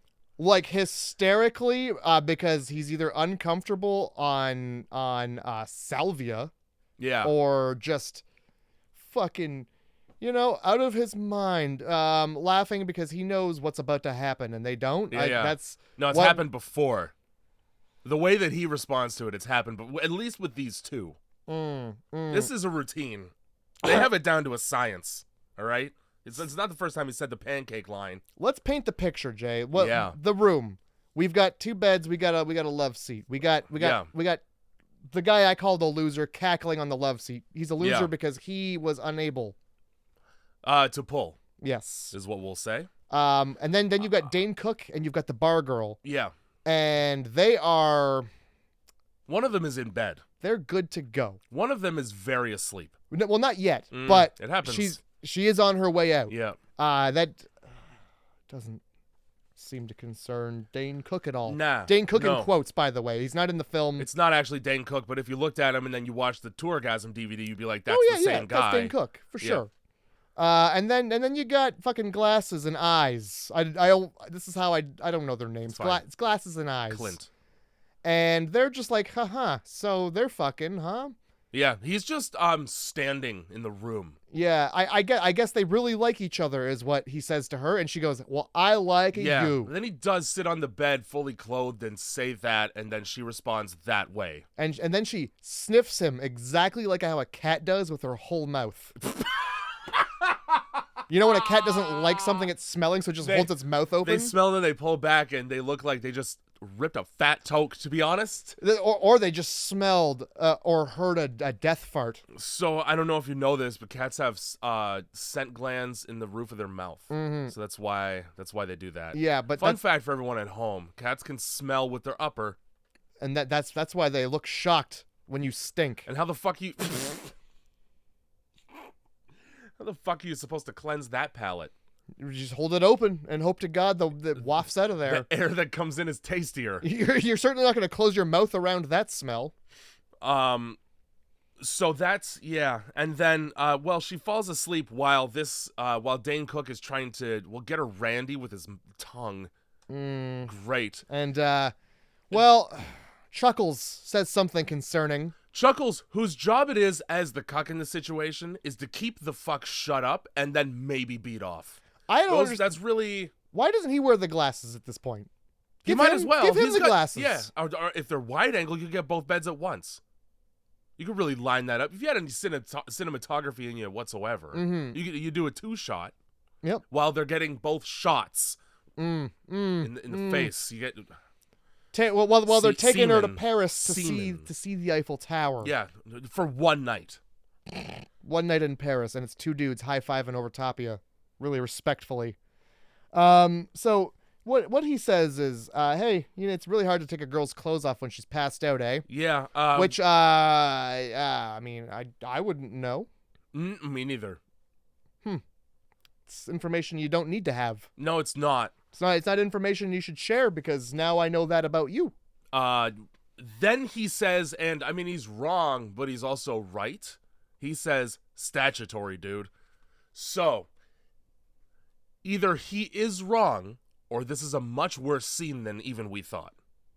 But she was in the bar. Yeah. Maybe he just doesn't know what that means. He must not. No, I think probably they just didn't want to use the word rape right in the movie. So they brought out a kind of rape. The incorrect kind for the situation. Yes. Yes, I see. It's like a square block trying to fit into a circle hole, you know? So that was being. I mean, I got pretty mad because nobody said, "Hey, stop" right away. But No. then as soon as I hit play, they were like, "Come on now, don't do that." yeah. All the things leading up to this situation would have been reasons enough to not be in it. But so I don't know. Like, is he jealous that he's not the one getting in there first? I don't know. He really jumped on the opportunity to be number 2 in the situation later on. Well, I think he takes pole position, if you will. He takes pole position, not Dane, but Cuck. Cucklehead, we'll call him. Yeah. So, like they both point out like, "Hey, she's passed out," and he either gets annoyed that they're pointing that out, or that she's passed out, and I think it's a little bit of both because he's just like a straight up gentleman that way. He like shakes her around and yells at her. Yeah. Smacks his friend around for laughing that she passed out before he got to fuck her. Like a gentleman. Like a gentleman. Like a gentleman in the situation. Blue balls apparently result in a psychotic rage, is Sure what I does. wrote. Sure because does. He gets so angry that he goes, "All right, well, I'll take whatever. What's your chick up to?" Yeah, we're still doing this, right? We? Yeah. You really just injected yourself into my situation, huh? Yeah, because right before this, I think he was like, "Hey, man, let's just go. Why don't you and I get out of here, eyeballs?" Yeah. No, Dane's coming in, and he's headlining. Turns his attention. He's headlining. I wish he wasn't. You know, something that really turns me on when somebody's trying to do that is to be asked repeatedly, "Are you okay?" Yeah. Yeah, I'm so okay. Come fuck me. Please. I look like a deer in headlights because I'm horny. Because I'm doing just chipper. I'm doing spiffy. My eyes are screaming help because of the wetness. Help me with this wetness. Because I'm going to drown in the fluid. Yeah. So, yeah, this he just kind of like cucks him. He's like, "Well, get out of my way. If we're doing this, we're doing this. I'm number one. I'll take the lead. Let me just hop right in there." Because, I'm not going to ask if that's cool or nothing. And I guess seemingly, I don't know at what point this guy goes, "Oh, me too." But like in his head, it's Me Too time. Yeah. It's been #Me Too time all movie. But now he goes into goblin mode and just gets naked. Right, yeah. So fucking Dane gets on top of her, and she's like, "You know what? I'm actually kind of into this for some reason." Yeah, and well, I mean, somebody's touching her, and she's not there for the fuck part. She doesn't really give a shit what she has to do to get to the end that she wants. Well, I don't know, because like she's like, "Hey," she like flips on top of him. Oh, also they've already pulled her dress off, which was fucking a lot to do to somebody without being like, "Hey, is this fun for you?" Nobody said was this fun or cool. Also, Clint, right up close and personal in her face while that's happening. Oh yeah, Here you go. Here's the close up of your naked body. You can tell it's a close up because I'm 3 inches or less away from you. You look scared and vulnerable. I'm pressing zipper. So, yeah, she gets on top of Dane, and then she, like, beckons glasses over and, like, tries to pull his dick out. Pull that fucking dick out while I'm riding this other one. This is good. And I wasn't really into this to begin with, but now that you've penetrated me, it's all good. Let's get all of it. And this is where Chucklehead in the back's like, "Well, now it's a party. If you're in, then so am I. Yeah. The only other word this lady knows is no. And she hisses it like a fucking demon. I don't know what it is about you, but And so he's like, "All right, give me a second to go stand in the bathroom while the girl I brought here is definitely about to be violated by my friends, and I'm just not going to do anything about it." Well, I mean, he's got height disadvantage. Yeah, but also, like, just being like, "Hey, come on now. No." Yeah, or like, guys. None of that. No, what happens is he rallies in the mirror long enough that he can find the humor in it. Yeah. So he pokes his head out and like Chucklehead's dick out already, naked. Yeah. And they added dick sucking noises in, but she's not sucking any dick. No, she's just like, well, if you will, dicking around with it. Or like it's coming at her and she's preparing for what she's gonna have to do. Yeah. But like there's like sloppy dick sucking sounds and like that it's just not happening. Yeah. There's nobody's in the position for that to be happening to them. No, it's a sloppy sound for God knows what reason then. To imply. But so he's like, "All right, give me another second." Well, my friends pile on top of my girlfriend here, Yeah. or lady friend, my bang. This is also, I mean, when Dane Cook is trying to warm this young lady up, is when he gets a little trepidatious, and at that point, Dane Cook just either, like you said, grabs him by his head or glasses and says, "Get this." And the reason why I'm calling it back is because I want to read what I wrote. Yeah. This is how incels are born. To be told to film while a guy fucks your girl because the camera's on your head, so you're also watching. This kid would shoot up a school tomorrow morning during a football rally. Yup. He definitely shouldn't sell a gun to this kid. The discomfort in this scene in its entirety notwithstanding, her feet. Ignoring the fact that this is suspicious behavior from everyone. The feet. Cut guys stopped laughing when he saw those feet. What was wrong with the feet? Troll feet. Hairiest, angriest, gnarled, fucking hobbit feet that's never seen a sock in the 1,000 years she's been alive. I saw her fucked up legs, and it gets worse the lower you go, dude. Even camera guys like, hey. Whoa. Yeah, let's breathe on that. Like, Actually, as a matter of fact, let's not breathe. I think it started becoming like because he was pulling the dress off, but then he saw what was under there. He's like, hold up. Yeah. Something ain't right here. There's a little more to this story. Also, like, yeah, when she calls him over and, like, she, like, tongue kisses this kid and Black Tongue. Black Tongue, which is a great down-tempo deathcore band. Also, I do like that she completely mushes Dane Cook in the face while she's riding him. She doesn't give a fuck. Oh. She's just like, shut up, idiot. I'm not done. Oh, how the turntables. At one point I wrote, this sucks, I'm transcribing porn. Oh, when fucking, that's why I called him the Joker in my notes too, is when he gets up and decides that he's going to turn this two-way into a three-way. I wrote, the Joker's about to show her where he got these scars. Why so serious? Stop saying no. No means no, asshole, I wrote in quotes. Because Dane Cook yells it from underneath her. Yep. Because he as Glasses is hyping himself up, the guy bursts in. He got bit real bad. Yeah, he did. Like you should go to the hospital bad. On his arm, just in case you were wondering and worried. Not on his dick, where you would think. If I get bit in the same way that I get bit by a pit bull that was trained by somebody who hated my skin color, that's the end of the night for me. Yeah. Hey guys, how about we take me to the hospital?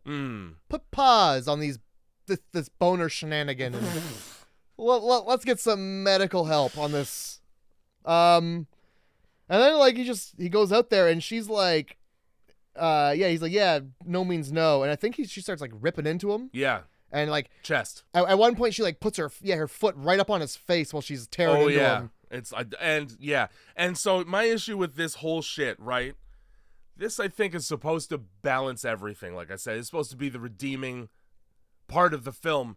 Where like, okay, she's turned the tables when it comes to the fucking, and now everybody who's a scumbag is gonna die horribly. Problem is, we get to see Dane Cook get lifted off the bed and then down onto the floor where you can't see. Yeah. So we don't get to see any of that. No. And then this guy can't film any of the gruesomeness worth a shit. So it's all just happening in the background. Dane Cook screaming louder than his own attacker. Do you know what he gets in frame though? His pal's cock. Oh yes. His pal turns to the camera knowing full well he's ass naked. And it can't be warm in the bathroom. There's no warmth in this hotel at all. Well, no, it's a hotel of sexual deviancy. Yeah. And there's no emotional warmth here. This is not a home, it's a house. It looks like Christian Bale's dick in American Psycho when he's got the chainsaw. And he's like, "Oh, you stepped out into the hallway and it shrunk." It does that like bob, and it's just like and weave. Like a good boxer. All balls. So nude guy's like, well, let's get a weapon, and he just grabs the shower rod. You know how firm those always are. With the way they collapse and have a spring in them. The way they're hollow tin. The way that they're hollow brushed metal and plastic. Just like that. Exactly for that reason. The way that they have 8 screws in them, but you still ripped it off the wall. Yeah, and fell and with your dick. And the way your pal looked right at it.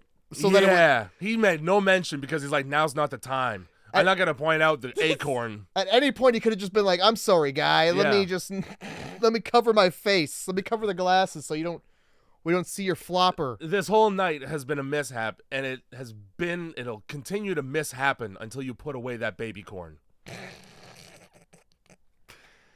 Man, you got a little bug bite there.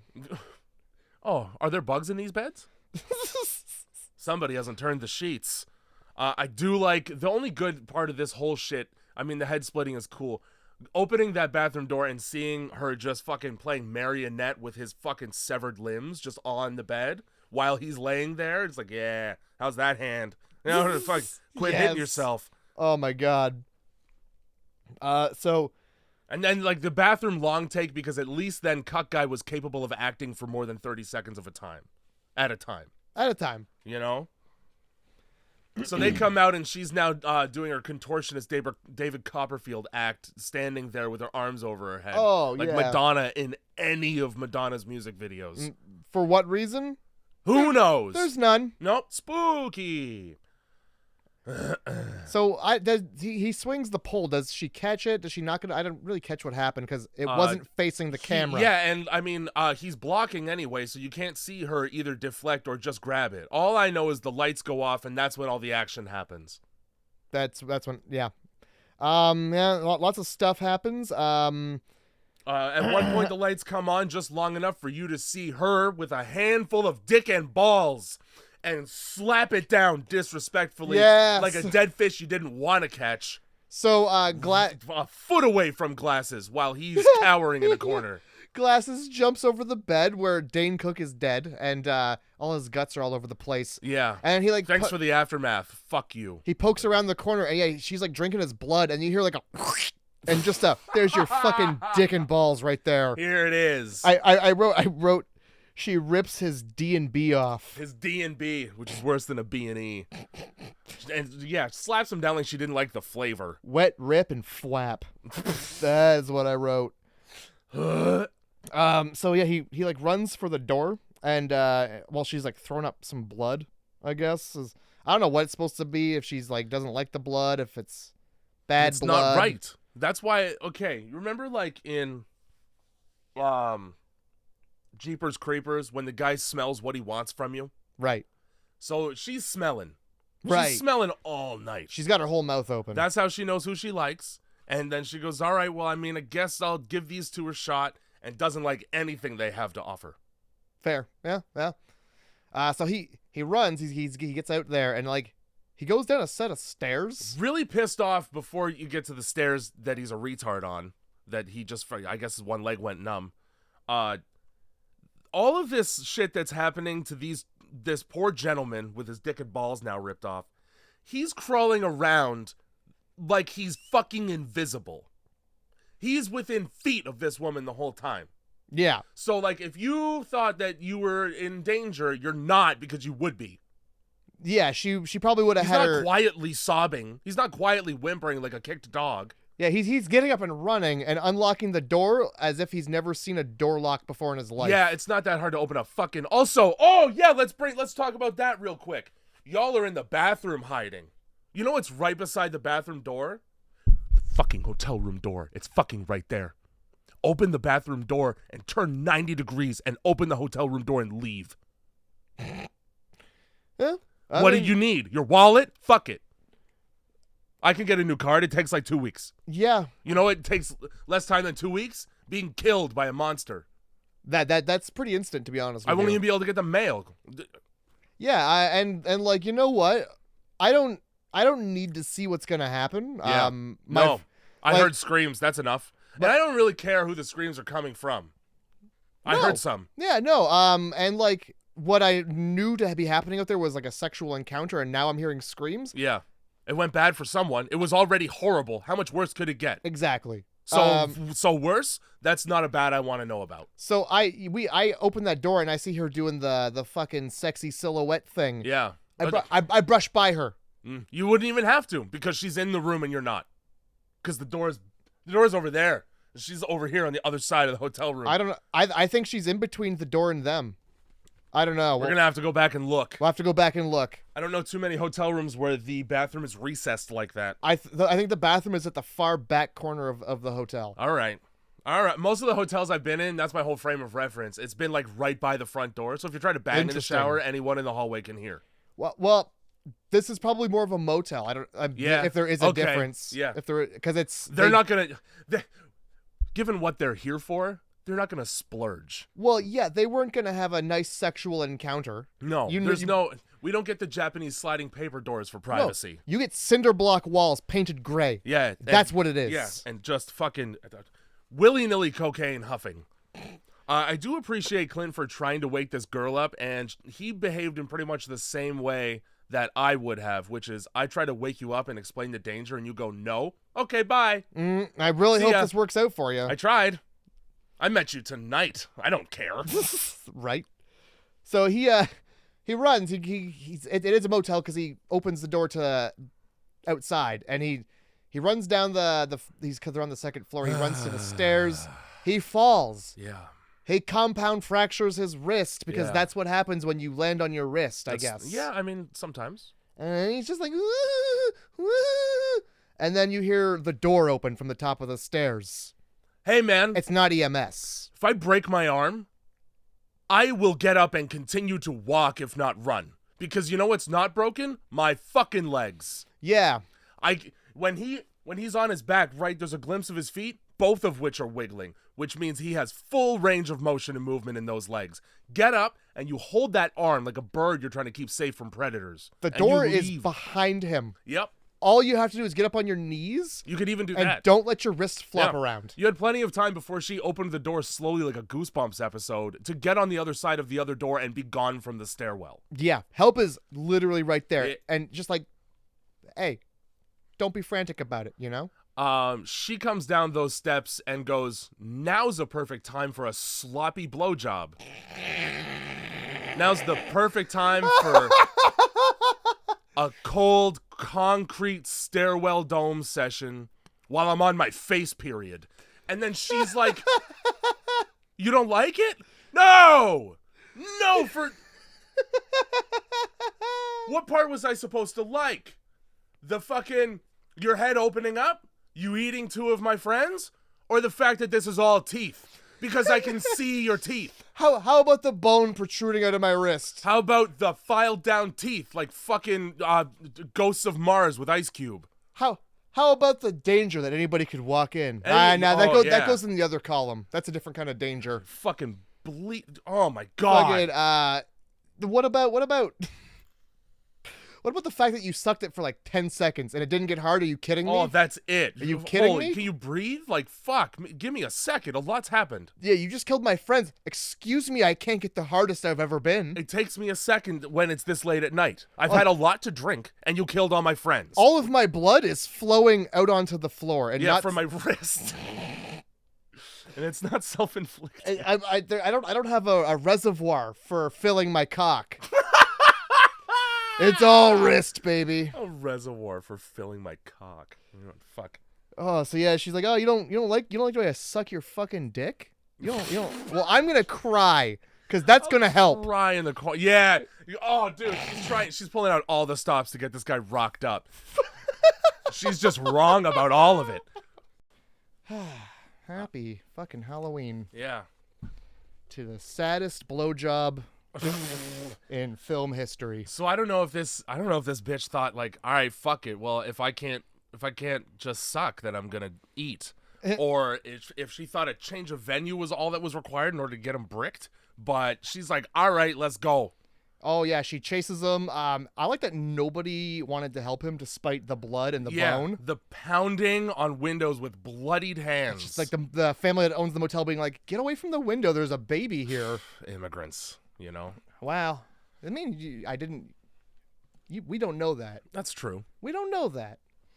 And yeah, so yeah, she fucking scoops him up from what I assume, and yep. We're gonna take this. Don't worry, I'm the Uber. That's right. Oh yeah. At one point, you do see like her back, and there's like you can tell that wings are gonna pop out of there eventually. While they're flying away, you can see them like flying. Yeah. So cool. She's the Mothman. End of movie. That's the movie ends. And end of end of tape.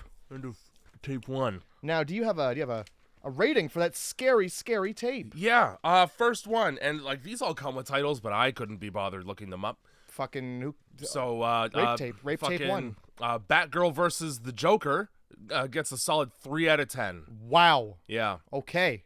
1. 1 out of 10.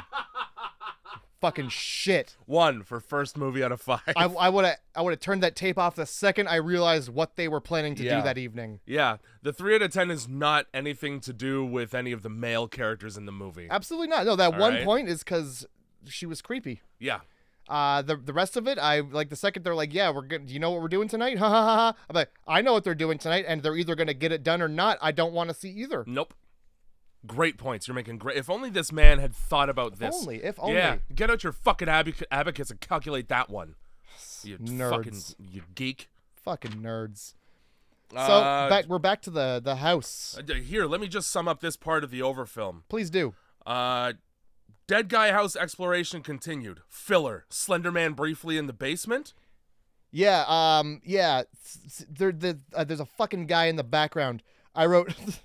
Because he hears like a sound and he turns around and sees something large and nude. Yeah. And has very little concern for the amount of large nude men running around the basement. I really enjoy how nobody really reacts appropriately to any of the situations that they're in. Yeah. So like it comes. Hey, there's a guy down here. I swear, you didn't see a fucking guy. You didn't see it. Help me get these pornos. Yeah. Some throwaway line about the fact that you do drugs. And let me just grab a bag so that we can shove all these tapes in here without knowing which ones are actually just his pornos. They like some guy like goes back into the tape room and the guy who's watching the videos is gone. The camera's tipped over. Yeah. How about have a thought? Have one fucking thought about how alarming that is. Nah, I'll just sit down and pick up where he left off. Oh man, I gotta get this important work done. What the fuck is that? It's a bad movie, is what it is. Sure is. Tape. Yeah. 2. We'll kick right in with a fucking immediately footage of a woman pumping gas for once. Oh boy. But she still manages to be a backseat driver instead of actually driving the vehicle. She's introducing a road trip. Let me tell you what she's doing. This couple fucking sucks. Both of these people suck, and one of them way more than the other. Look, I'm gonna let you in on something, Jay. Yeah. The couple isn't the only thing that sucks about the next 10 to 20 minutes of our life. Nope. Footage of touching a donkey and wind chimes and vague fighting between this couple, both of whom suck. Let's talk about for like 30 seconds on screen whether or not I should buy cowboy boots and a hat. Oh, Look, good. So good. Your road trip footage, what you've chosen from out of all your recording. Tourist life in Arizona. Fuck yeah. They're in Arizona. That's where they are. That's where you go to see all this stuff in one spot. It's Arizona. Jeez, this travel vlogger they channel has like 23 views. I wonder why. It's because they spend half the time deciding on whether or not they should buy a cowboy hat. Bitching to your boyfriend about the hotel that you let him book while he's showering so he can't hear. Mm-hmm.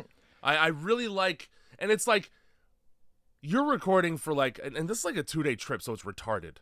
But you're filming all of this. You're going to tell me that you haven't watched back anything that you've recorded.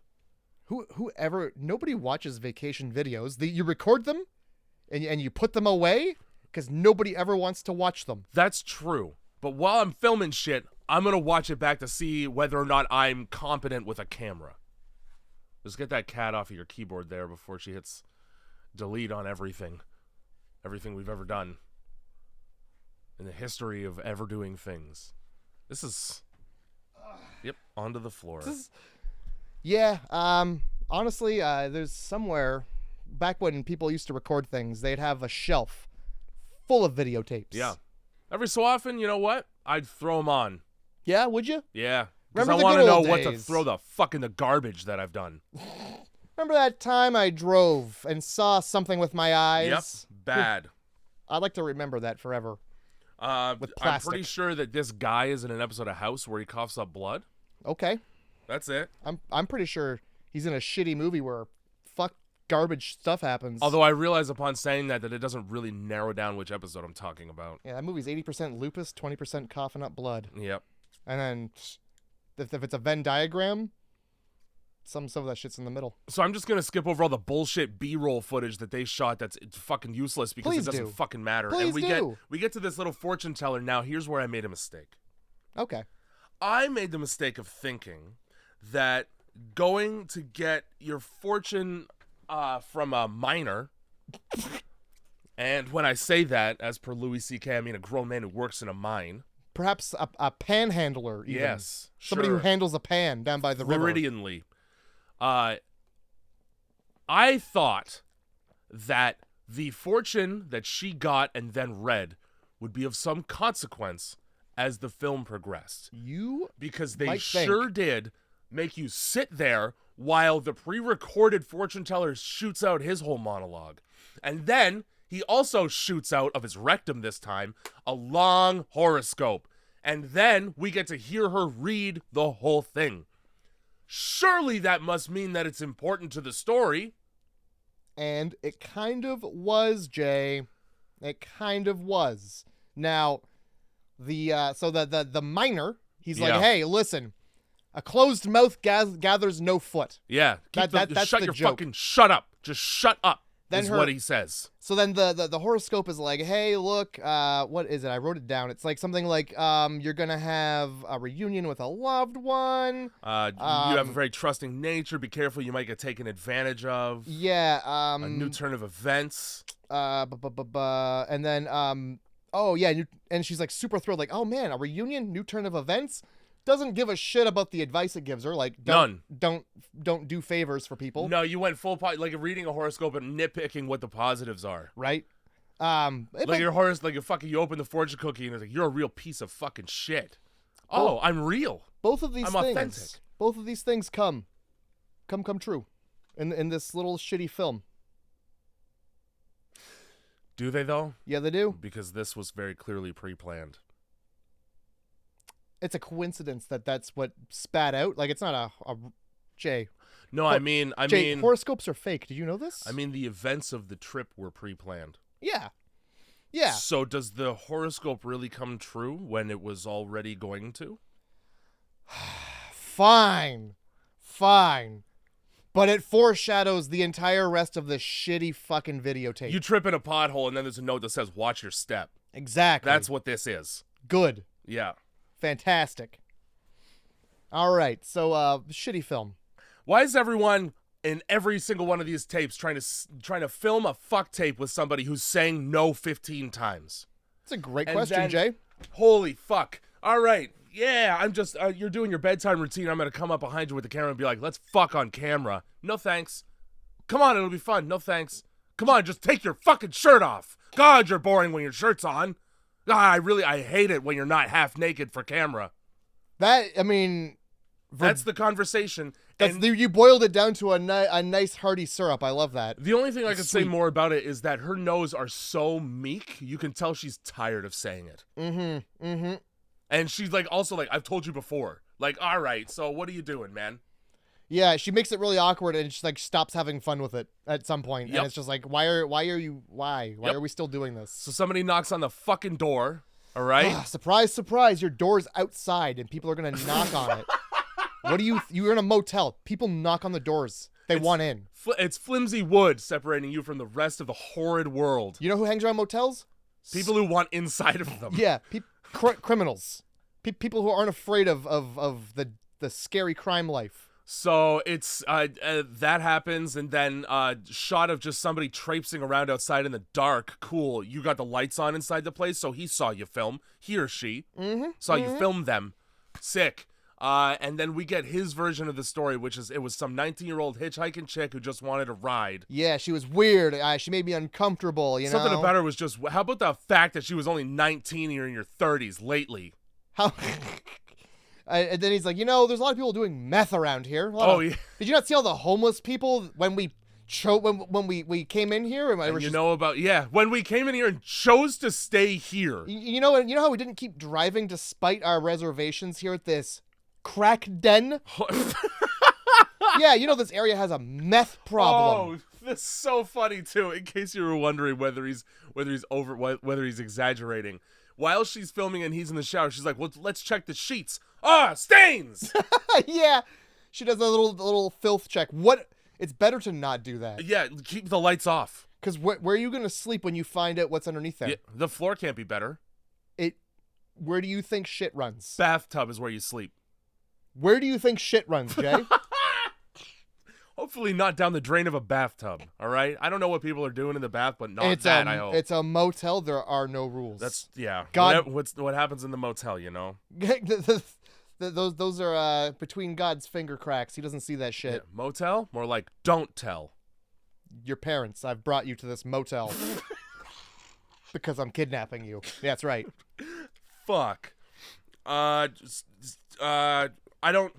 He tells that whole shit, and then, I don't know, the hassle's left the area, so fuck calling the cops. I'm just gonna go to bed because I'm tired. You know what? You didn't want to fuck on camera. I'm sleepy, and also Yeah. if she's in trouble, I don't give a shit. Oh, you're still recording this? I don't care. Lights out. I'm deciding lights out. Yo, Come over here and sleep in my... And then you're surprised when she's like, nah, I'm good. Yeah, nah. He's like, I don't know why we got 2 beds. Yeah, you do. He's like that. He's like that all the time. Boy, oh boy. Lights out. Yeah, so bedtime. That's where they just go to sleep and nothing happens, and that's just a good night's sleep for everybody. Then JK. we get a clip from Sinister where this woman is just walking around. She's broken in and she's walking around in the dark while they're asleep impossibly. Because let me tell you, that means that she picked a lock, opened a door, got a switchblade, and then opened it. I'm going to hear any one of those, if not all of them. And if you don't hear that, you're going to be awoken by the flashlight duct taped to the camera. That's also true. And then also having cold chrome steel caressed against your whole ass bare. I would definitely wake up if somebody poked me in the ass with a switchblade. Dude, I wake up when the cat gets on the bed on the other corner from where I am. Oh, yeah. It's just that you can just tell. Yep. Oh, there's a cat nearby, let alone a whole woman with a knife. So the rifling through my wallet and taking out the cash. Right. All right. The way the scene plays out is she's like the camera. It's night. The light flicks on the camera and it films like the dude's sleeping. You're like, this is creepy. Why is she doing this? Yeah. And then the camera pans over and the girlfriend is sleeping. And you're like, whoa, what's going on? Who could possibly be filming? What? And then the fucking the girl goes to the bathroom and dunks the one toothbrush in the toilet. Let me tell you, rude. Yeah. That is, you steal my money, right? Run the knife along my bare ass. You fucked with my toothbrush. That's just vindictive. That's disrespectful. It is. And she only did it to one toothbrush. Yeah, guy's toothbrush. Yep. Why is that? Oh, because of the thing I said earlier? Yep. No. No? And she's also wearing like one of those dollar store plastic masks where Yeah. it's just a face where you can see a face underneath it, but it's a face. I think it's, it's in a movie. The Purge. Yep, The Purge. It's in an older horror movie. I want to say, it's Spooky face. April Fool's Day? Scary. I think it's face. April Fool's Day. Spooky guy wears a face. It's also in that, whatever fucking 80s train movie where there's a murderer on the train and it's Halloween. And maybe Prom Night, but I'm not sure about that one. It's also on the shelf of every dollar store in existence right now. Spirit Halloween? It's the 99-cent thing you buy when you're going to a party. Yeah, and it's you don't want anybody to know you when you're there because of what you plan to do. Well, I mean, nobody wants to know anybody there because it's an orgy. This mask is getting in the way of my nosh. Fuck. Oh, Christ. Yeah, but this is why I asked. This is why I said people need to watch their fucking footage back more. Yeah. If you had woken up in the morning and be like, let's see what we recorded yesterday. Oh, what the fuck? Horrible things. How come there's only 19 minutes worth of tape left? That was easy. End of there's movie. Knife ass End play. What the knife fuck? ass play. She wore those lacy underpants on purpose. She sure did. And this is, if you thought that this guy was a piece of shit already, before having any evidence whatsoever, all he does is look in his billfold and go, did you take my fucking $100? Hey, bitch, did you take my $100? This wouldn't be the first time. Wouldn't be the first time he took my fucking $100. If that wasn't enough, he doubles down when she's like, no, of course I didn't. Yeah, well, it wouldn't be the first time that you decided to treat yourself. You my money spending bitch! This is why I haven't gotten a joint account with you. I'd be empty by now. Treat yourself. Treat yourself in what way? It just cuts away. No explanation. Yep. What the fuck did that mean? Now we're at the Grand Canyon. What did she buy? Like a snow cone? For maybe the whole fucking maker. And then, yeah, we're at the Grand Canyon. Illegally climbing down the Grand Canyon. That's not legal. You know why I know that? Because the people who work at the Grand Canyon, right? I understand that it's a national park. They have a code word for when somebody falls because they got too close. We don't caresies? Might as well be, because the way they react when they say it is like, huh, it's all right. The whoopsies. Gets the rope. We had a no-no. We had a spitty spatter down there. This Grand Canyon footage could have been cool and scary. Not. Could have, because it sets it up. He just disappears around the corner. Sure does. And she's like, did you fall? And then we wait there for a painful amount of time for him to come back and talk about a phone call he heard. Yeah, I can hear. It's because there's such a big old canyon. I can hear somebody 50 feet away from me talking on the phone. Holy fuck. Guess what? That's not even far. No. I could probably hear that right now. Yeah. 50 feet? You mean anybody I'm talking to? Holy fuck. Right back to the hotel. Right back to the hotel where he's like, you know what? This has been a great vacation with you and I, but I kind of feel like gambling till I'm broke. You know what I really want to do right now is not have a crap, but play some craps. I want to play craps. The game that's the easiest besides roulette for you to lose all your money in one throw. I fucking need to play some craps right now, and if we don't, what I wanted to do was stop in a nice lake. Yeah. But I need to crap so fucking bad. Here's your two options. We can continue this nice romantic vacation between us where it's just accusations being shot back and forth. Or I could go to the casino and you sit in the car. or I can go to the casino and later on you can talk me down of my anger when I lose all of my money. You can pull me off the ledge of the hotel. Sounds like we're still going to break up the trip, right? Yeah. Remember, I just had so much fun playing craps. Remember the only game I learned how to play while we were in Vegas? Well, I was neglecting you there. Craps. Fucking, I don't give a crap.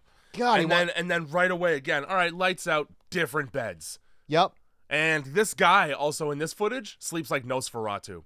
The only time you ever see somebody sleeping like this is when they're dead in a coffin. Hands clasped on your back.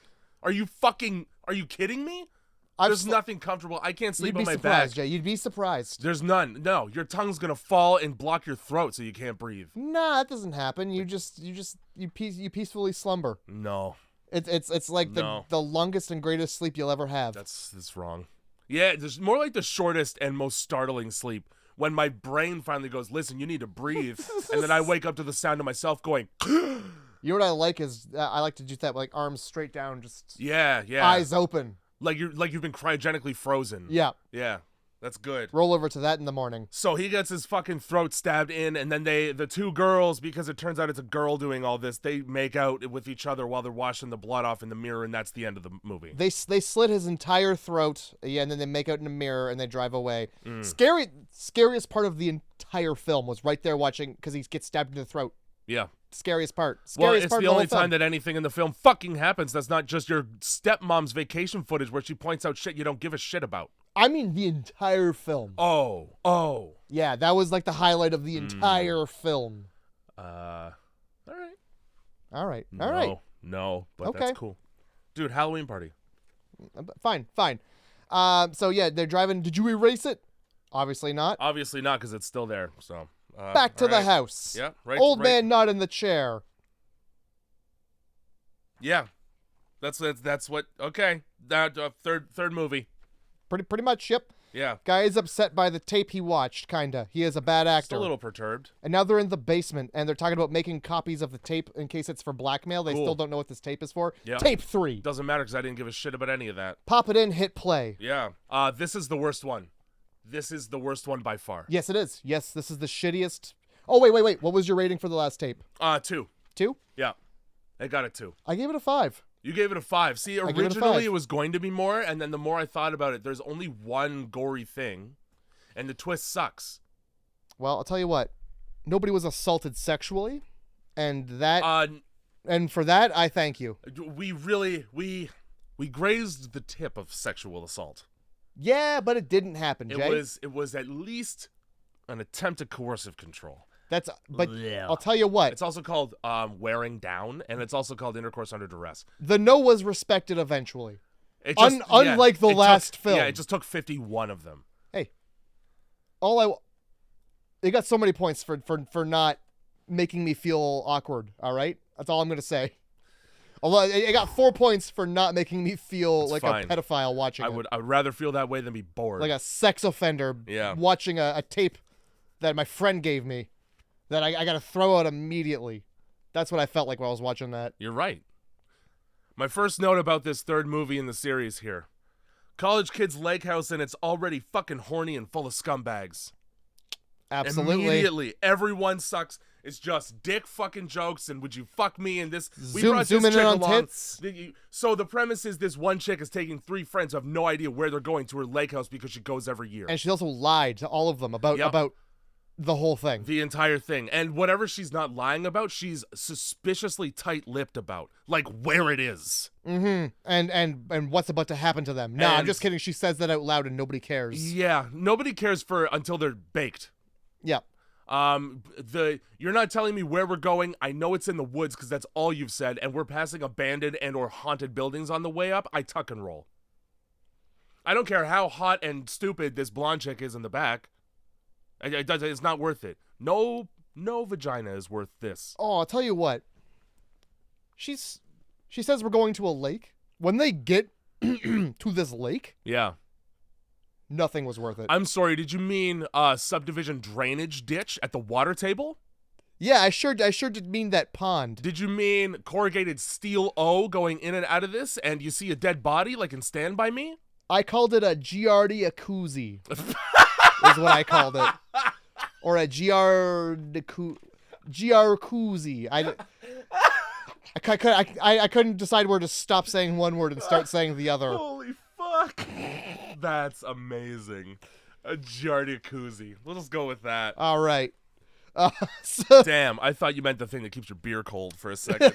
Nah, the thing that keeps your mom wet. Holy shit. Then yeah, so this blonde chick just gets accosted by the 2 guys, one of which is actually dating the other girl in the car. Or they're at least bang pals, or yeah, a situationship, I think they call it. So this fucking Poindexter, who's in the back, has tagged along for a chance at the blonde chick. That's Good the only luck, reason. buddy. He doesn't even fucking know any of them. And she makes it real clear out of the gate, I'll never fuck you. All right, well. It's like a cartoon nerd trying to fuck Ashley Tisdale. It just isn't going to happen, man. That is what that is. That is she might as well be that Ashley Tisdale. This fucking idiot's glasses might as well have white tape. Might as well. He might as well have to take his retainer out to kiss. His last name might as well be Poindexter. These are all right things about this boy. So, the blonde says that well, first of all, they try to scare somebody by nearly hitting him with a car. Oh yeah, they do that as well. And then she's like, well, he was kind of cute. Got a good look at him that way. So I immediately now know exactly what kind of person this is, and it's a fucking airhead. Yep. All the blood is rushed to her tits to support the silicone. And he's like, oh yeah, she'd fuck anybody. I wouldn't fuck you. And then that's when I'd you get. fuck me. Would you fuck me? It's the only good part of the whole thing. Yeah. I fully believe that this third movie was not scripted. I believe they tried to do the Blair Witch thing. They go out into the fucking woods and they go, okay, this is what we're gonna do for this scene. Go. Because what doesn't sound like painfully forced conversation between people who are pretending to know each other better than they do it's just bad screenwriting then. Just fully bad. Well, yeah, it's because it's bad. Yeah. No, yeah. That's bad. So they get to the forest and the blonde is just like, all right, how much walking are we going to do here? Well, it's in the woods, bitch. So some. Yeah. Why don't we just go to any other lake where you can park in a parking lot? This is also they're bigger. Yeah. Also, you'll find some fish in them. Or at least not get sick. Yeah. At least your skin won't turn yellow. I show up. This water's brackish. So, there's like some wall, and she's like, "Hey, look at this wall. Get a shot of it." And the guy's like, "Oh, hello, wall." And he doesn't take it seriously, so she gets pissed. Yeah, she gets mad that you didn't give any context to this other than my friend fell off this. It's really tripping me out. Film this wall. That sounds funnier than any of the footage that we've shot so far. Yeah, well, that sounds hilarious. Their fucking dead friend fell over the side of this wall. I love it. Are you in fucking high school? Who gives people wedgies as adults? Did somebody get a wedgie and I missed it? Yeah, the blonde chick gives fucking Poindexter a full-on wedgie. Well, I don't know how. He would be way too hard for that to happen. Maybe it was a front one, and it just tucked it up. The second she like touched his underpants, I bet he came. Probably. That's why he's so bummed out. For the rest of the film, yeah. Anyway, who the fuck is giving... If you give me I'm 33 years old. You give me a wedgie, I'm worried about, like, polyps. You give me a wedgie, I'm worried about you seeing. What my laundry doesn't see, you know? What the laundry soap can't contain. Also, if you're giving me a wedgie and you see that, like, what did you think was going to happen when you did that to me? It's a great question. Like, I don't have all day to wipe. I don't know what to tell you. Okay, well, I do. Oh, but I still wouldn't like that. Listen to this guy. Fucking wipes and it's just done. That's how you fucking get like an impacted colon, dude. How do you like it? You're telling me you don't wipe, and it's not just like every time you wipe, it's like a different little bit of crayon, just like the Family Guy joke. I totally get it. It's like I'm coloring with a brown crayon down there. I'm gonna say this once, all right? Yep. I wipe till I don't need to anymore. Well, sometimes wiping, it's like, what's worse, the blood or the poo? You know? No. Like, and then why are you wiping with sandpaper? Why are you wiping with a Brillo pad? You get to the point where it's like you're getting both now, and it's like the poo's not stopping, but the blood is continuing. You know, the blood's getting worse. Nope. So at what point do I stop? It turns out before. So I should have some poop. There should be some poop then. You're coming from a place of rock and a hard place, and I don't. There's a fine line in the sand between the blood and the poop, Jay. It better not be that fine. It's quite fine. No, it isn't. It is not fine. It is a tightrope we walk. I meant as in okay. I meant in its size. Yeah, no, I know. Oh, God. So, yeah, we get to the shittiest fucking pond. Holy shit. Oh, no. First, it's the mushroom tree. That's right. Yeah, thank God for who fucking cares? Okay, so, like, this is a DV camera, so the whole point is we're playing on the glitches. Yeah, oh, in the yeah. First fucking movie, the all whole right? movie is glitches. In the first movie, we had a glasses camera, and they're shitty, so it's super choppy on purpose. Actually, no, it's just fucking lazy, but it's low FPS, so it's super choppy, quote-unquote, on purpose. The second one, I mean, that's just a camera, whatever. This one's a DV camera, and you know how that's DV tape, and when things get jostled around, it might do a little incompetent glitch VFX overlay. It sure might. So we fuck around with that so that it can be weird when the chick looks dead into the camera and goes, "You're all gonna fucking die here." And then, wait, what? All right, cut to lake. We're all just having a good time. Certainly don't keep talking on that train of thought. We're all just having a good time at the lake, smoking weed and not telling one of the 4 people that's here who's a virgin in every way. Smoking the shittiest fucking joint you've ever seen. The joint looks like the cigarette I press between gloves when I'm wearing them. Crushed. So yeah, after dropping You're All Gonna Die Casually, we just fucking chill at the shittiest pond. And then, yeah, out comes fucking Pointy Dexter because he's got spiked hair. Are you guys smoking drugs? He called it drugs. He. I'm worried about getting the fear. Oh, you mean drug-induced paranoia? You should worry about that. Because if you're worried about it, you're gonna get it. I'm worried about going into a catatonic state and never escaping my psychosis. Yeah, this isn't acid, bro. Help. Holy fuck. So fucking 2 hits off this weed and he's like, well, tell me more about all of us dying up here. You said that out loud to me and only me. Fucking, okay. And at this point, yeah, because I thought it was a random guy because he walked up from out of frame and just, are you guys smoking drugs?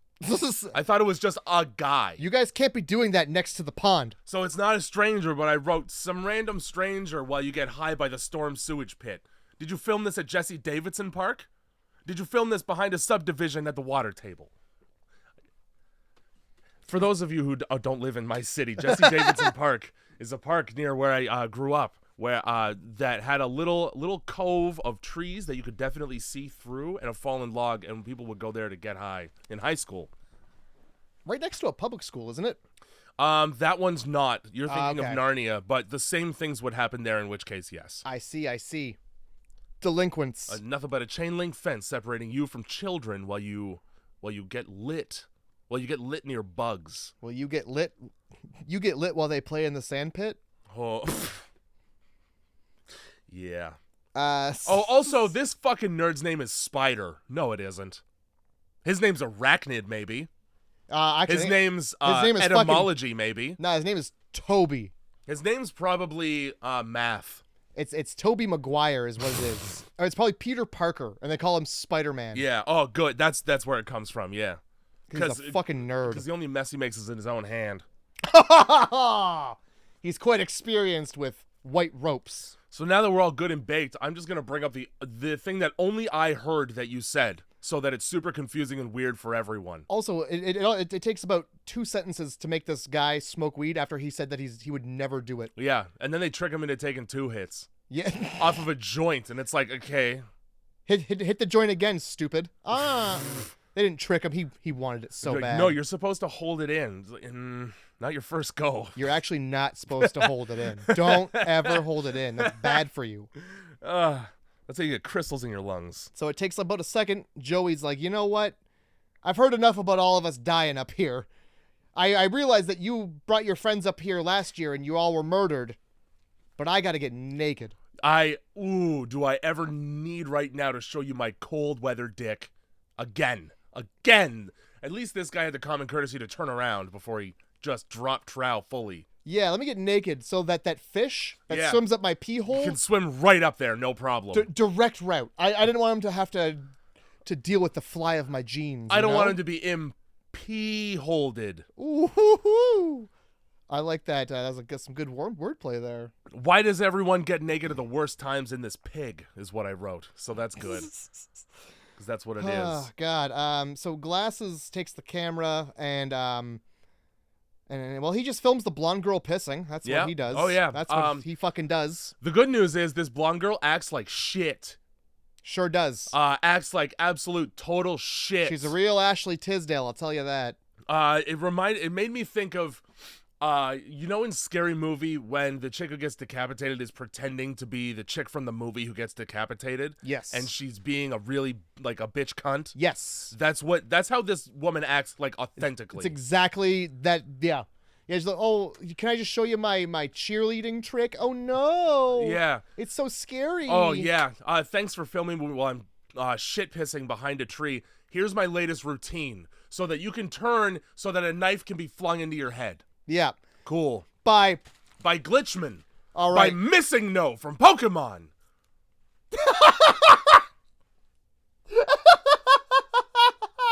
Yeah. Fuck me.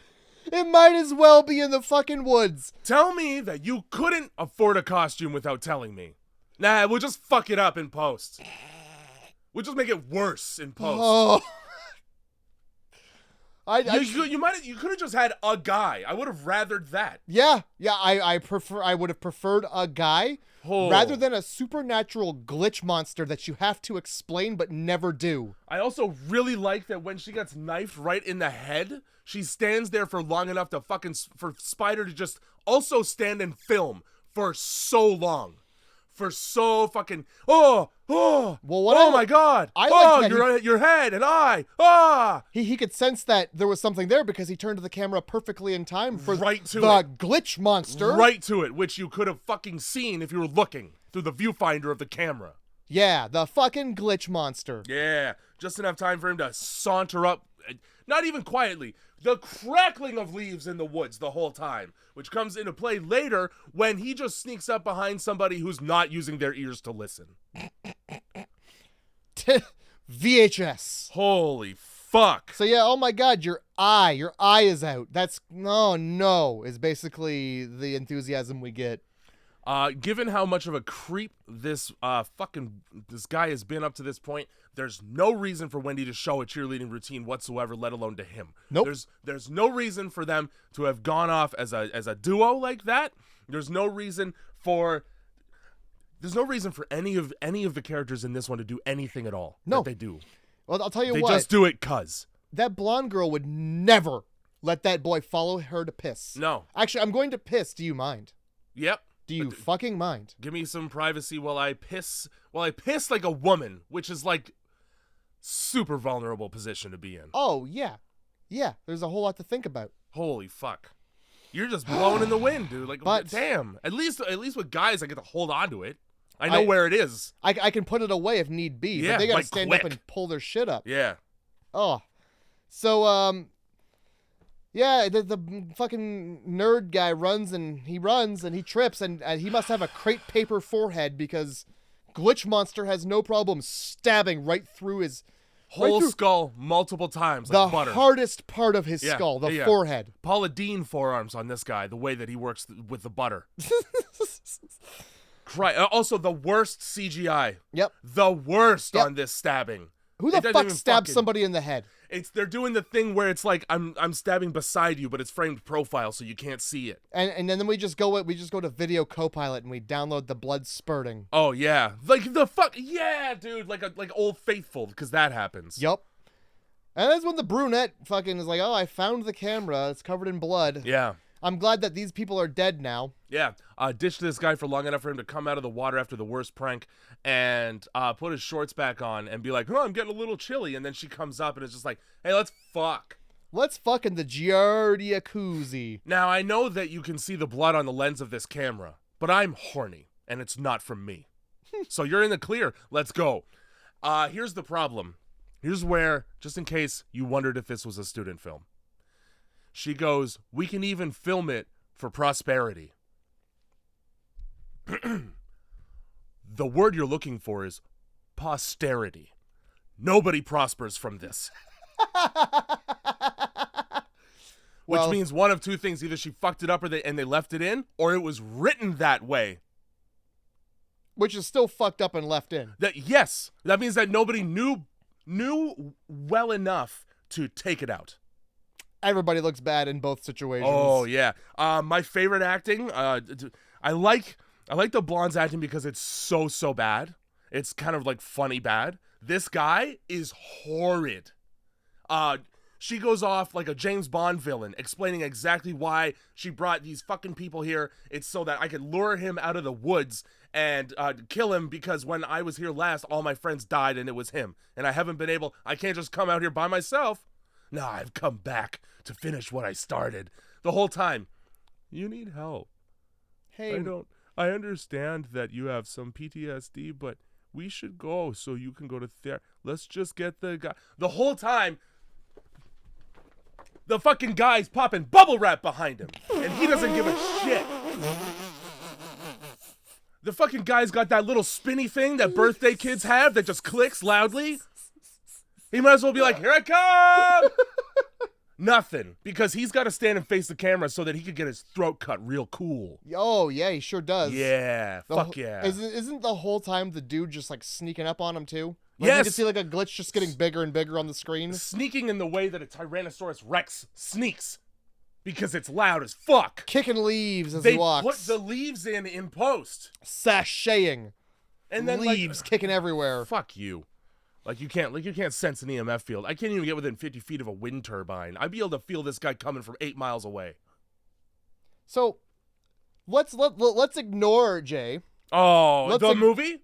Yeah, you might as well pull that tape out. Yeah. So yeah, Joey gets his throat slit, and then she runs. And what we're going to ignore here is the fact that she's already come out here Mm-hmm. to set up bear traps Yeah. and dig like- punji holes. Yeah, like Vietnamese traps for the Americans. Now, where was this guy, this glitch monster, then? You mean he wasn't wandering around in the woods he lives in, taking steps anywhere and could have been hit by any of these at any point? When did you come out here before? Why didn't you fight him then? Why, instead of running away from him, did you not just start fighting him right there? Yeah, why didn't he get you when you were alone? Why did he wait till you brought other people? Raising great points and asking great questions, none of which, thankfully, are ever answered. Nope. What we Because get is, if they were to answer them, it would make the movie longer. that's right. So that's I'd right. prefer they didn't. What we get is her running through the woods and watching him fall into various traps, and you go, "Oh, a trap!" Surely this one's got him. No, Oh, how about this one? no, bear trap. He's a glitch How monster. about the full 6-foot series of spikes that spring up like you're fucking Liam Neeson? yeah, the Like you're mid- Tommy Lee Jones and Hunted, and you've had 8 months out here to do this. the medieval catapult of spikes. Holy fuck! for your body. They set him up like a weapons rack And he jiggles himself loose of that. Oh yeah. And then fucking, I mean, then we just, for some reason, Joey catches up. Unbelievably, somehow. He saunters up. Yeah, how did he catch up? Great question. Oh, I can tell you why, not how. Okay. Well, the how is because he's not actually dead, because this is a bad movie. Oh yeah. But the why was so that you could watch him fall down dead. Oh yeah. Okay. That's So she must have just ran in a serpentine fashion and gotten nowhere. Yep. I figure. He's not moving. No. He's going at a turtle's pace. No, and like I thought he was like possessed. So did I. Because I was he like, walks around like a Night of the Living Dead zombie from 1968. And he has to turn his entire body to look at her, but I guess that his throat is slit, so what do you want from him? I mean, if you were to turn your head, it's just more blood out. You got to keep that shit sealed. But I mean, and that's if he falls, and that's Joey. It's fucking lazy. He didn't need to be there. At one point, she's trying to film him, and she says, "Why can't I film you?" Oh yeah, you mean by the way that you did? You should have said nothing. Like she's even like, they didn't believe me when I said he was in two places at once. It's so supernatural, but I don't understand. He's a supernatural monster guy. Are you telling me that you can see him? Are you telling me you can see him and he's not? Yes. Is he an invisible man or is he not? Well, he must be visible to just her. Because like, if you can see him, you've been able to see. Yep. Don't need the camera. Why are you trying to film it? He's standing in plain sight. For prosperity, bitch? Yeah, for a prospector to come down with a pan and find gold in the river with it. That's what ties these two together. There you go. Okay. Fuck this. Yeah, this. like, so is he supernatural? Is he not? Can you see him? Can you not? Can you only see him on the camera? Because that's what I thought. Because nobody seems to be really concerned with the fact that he's fucking there. Yep. I don't know what to tell you. So earlier when Spider goes, "What the fuck?" and he turns and Glitched guy is right there, and then he turns back. I can only assume from that. You know what, dude? I don't know. You know why I don't know? Because it doesn't fucking matter. Yeah, it doesn't fucking matter. What were you expecting? Cohesion? I was expecting a little bit of cohesion. I also don't like that she suddenly cares that the guy's dead. Like, you can hear in her voice, she's like, Joey? Because that's his name. Why do you care now? Why do you give a fuck? You brought him there to be killed. No more cannon fodder. Cool. So that's, I mean, this is bad, and that's the movie. So yeah, she gets her guts all fucked around that. with. Fuck and like that too. And it's like, is there two glitch monsters? Did the glitch monster free himself? Because she's just whipping around. You don't see him back up on the thing. Yeah. And then all of a sudden she's dead. So yeah, tell me. She's dead, and the movie could have ended there, but no. Instead, let's dedicate 1 to 2 minutes to pulling out a dishwasher hose from a mannequin. Please. From a clothed mannequin. Can we? Sweet. 2 out of 10 for this 2 piece out of 10? shit. What? Let me flip back here. Yeah, go ahead. Let me flip right back. This is the third movie? Yeah. 2 out of 10. Yeah, see? Sick. Yep. That's an accurate... The only one we disagree strongly on is the previous one, and I had, in fairness and truth, originally written 4. And then as we talked about it more, I hated it more. Okay. All right.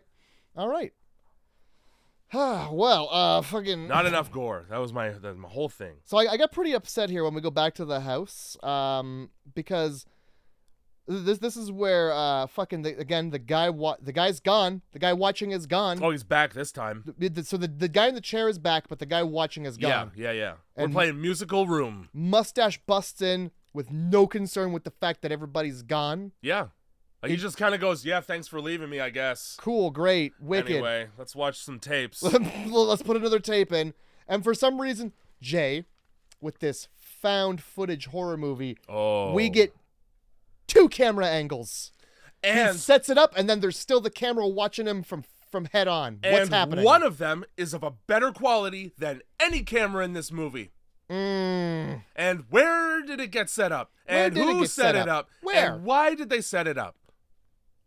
So this guy can film himself jerking off to as many pornos as possible. Oh, let's watch some tapes. Tape 4. Let's start with the filthy-footed woman. I titled this one too, Emaciated Zoom Call. Filth foot. 2 filthy feet jutting out behind her. This, I don't know if it's Skype because it's from 2012, but this movie takes place entirely over Zoom, despite the fact that everything in it means that it should be happening in person. Yeah. Let me tell you, you call me up at 3 in the morning and tell me there's ghosts and then I see one, I'm coming over. Well, either that or you're leaving and I'm getting you. Those are the two options. Well, the problem is that he's supposed to be far away. So it's not like he can just come over. Yeah, we close the call and I come over. I hop a flight. You're in danger. That's we're girlfriend and boyfriend. It's very clear. How about you wash your feet? A rich white man talking to the Puerto Rican teen girl he's trying to get a green card for. Okay. Sure. How's that? That's 2 sentences or less. I That's, keep you're going. describing the opening scene. I got more sentences for you. Go. Good episode of 90 Day Fiancé here. This must be the behind-the-scenes cut where they flash their tits so the surgeon they're becoming a bang maid for doesn't make them work at a call center.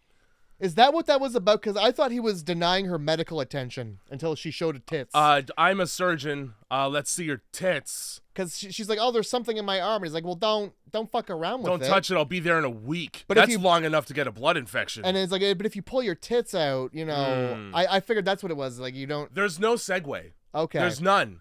It's stop touching your arm. Let me see them tits. Yeah, I thought it was like, I'll look at you medically if, well, you pull those titties out. You know? By the way, my house is haunted. Remember I was talking about my place is haunted? So I saw a little boy. Yeah. Oh, man. Oh, yeah. Let's do the apartment tour. And he's like, I'm going to be there, like, soon. She's like, the fall is not soon. I said, first stop on the tour, this is where I heard the footsteps. Cool, man. Move. Now, this is when I immediately noticed that this is the most unenthused man. Oh, yeah. No matter what's happening, it's a fucking nuisance for him. It sure is. At the bare minimum, he's bored of it. He's waiting for this relationship to end long distance. Yeah, via her death. He's even like, oh, you heard footsteps? Well, maybe you were sleeping. Maybe it was a dream. Yeah. Well, it's nighttime now. Yeah, this relationship sucks. Somehow he's more awake at 3 in the morning, which is what we cut to. Mm-hmm. Because he comes on the hottest he is the whole film, which is, what's happening? What's happening? And she's like, listen, and there's just a sound. Yep. Sounds happen, bitch. And the fucking, they try to shoehorn in an explanation as to why she's capable of, like, seeing ghosts in her place. By being like, no, this is the same as before. Remember when you were away for a long time and I had my accident? Softly implying that she tried to fucking kill herself when he got reassigned to a different base, which was outside of their control, and also they were 12.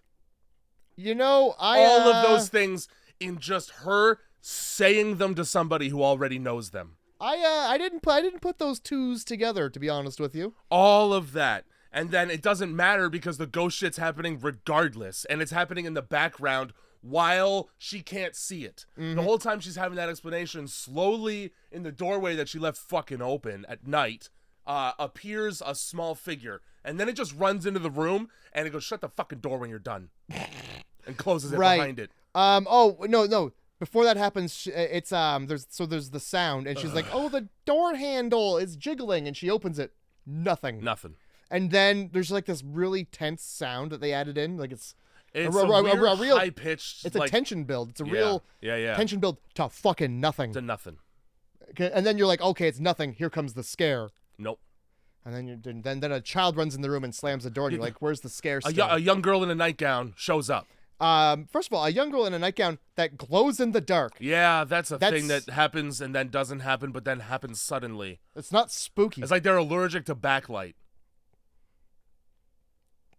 Glowing in the dark is not spooky. No, it's not. It just means you're radioactive. So yeah, she explains how it's like, and it's like the last time, blah blah blah, and the guy's just like, Emily, do you not see the ghost behind you? That's the whole scene. Yep. It's very shitty, and I have no enthusiasm to explain it. No, it's fine. That's it. That's what happens in the movie, and you're supposed to be scared while it happens. So then we cut to the morning, and the first thing I notice is she's going at that arm like a cat that wants in a door. Yeah. And she's talking about, he lies about having recorded it, obviously, because we're watching it, so he recorded it. Yeah. Cool. I can't believe you didn't record it. Well, and how are we watching it? Of course he's recording it. Fuck. There's at the end, if it would be bad for him not to record it, you know? And this woman if you hadn't guessed already, is clearly mentally unstable.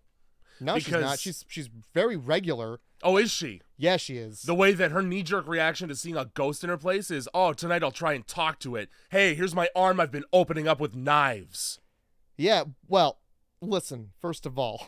With knives. I cut a $1 coin-sized hole in my arm. Would you like to see it? I'm still going. Well, she felt something move around in there. Yeah. So I don't know what to tell you. Yeah. She's like, oh, there's a lump, you know? And she's like, oh, don't touch it again. I guessed all this shit right here. I'm just going to spoil it because who fucking cares? Because it's bad anyway. You're visibly fucking with your arm and tracking device. She's probably a government experiment. Something like that. Hey. We don't, the digging around in her arm is a little bit later because this is where we get the flash photography looking for a ghost bit. Right, the classic mama. Yeah. Anytime there's a camera with flash capability in any horror movie, we got to use it instead of turning lights on. Yeah. Every time. Exactly. Why would I ever do this? Flick when I can flash, wait for it to charge in the dark. Flash, wait for it to charge in the dark. In no world has someone not called the police by night 2. I don't think ghost right away. I think intruder. When it's a child, that means there's an adult nearby. They brought their kid on to the shindig. All right? Nobody in any of these movies calls the police when they should. 2012, dude. You at least have a flip phone. You have a landline. Everybody has one still. You fucks. A glow-in-the-dark child appears and chases her down the hall. Yeah. Into her room, Jay, where she puts her laptop down on the bed, turns around, and goes back to close the door. Yep. You know what I'm doing if I'm being chased? All that in one motion. I might not even touch the floor between the bed and the door, to be honest with you. Fuck the laptop.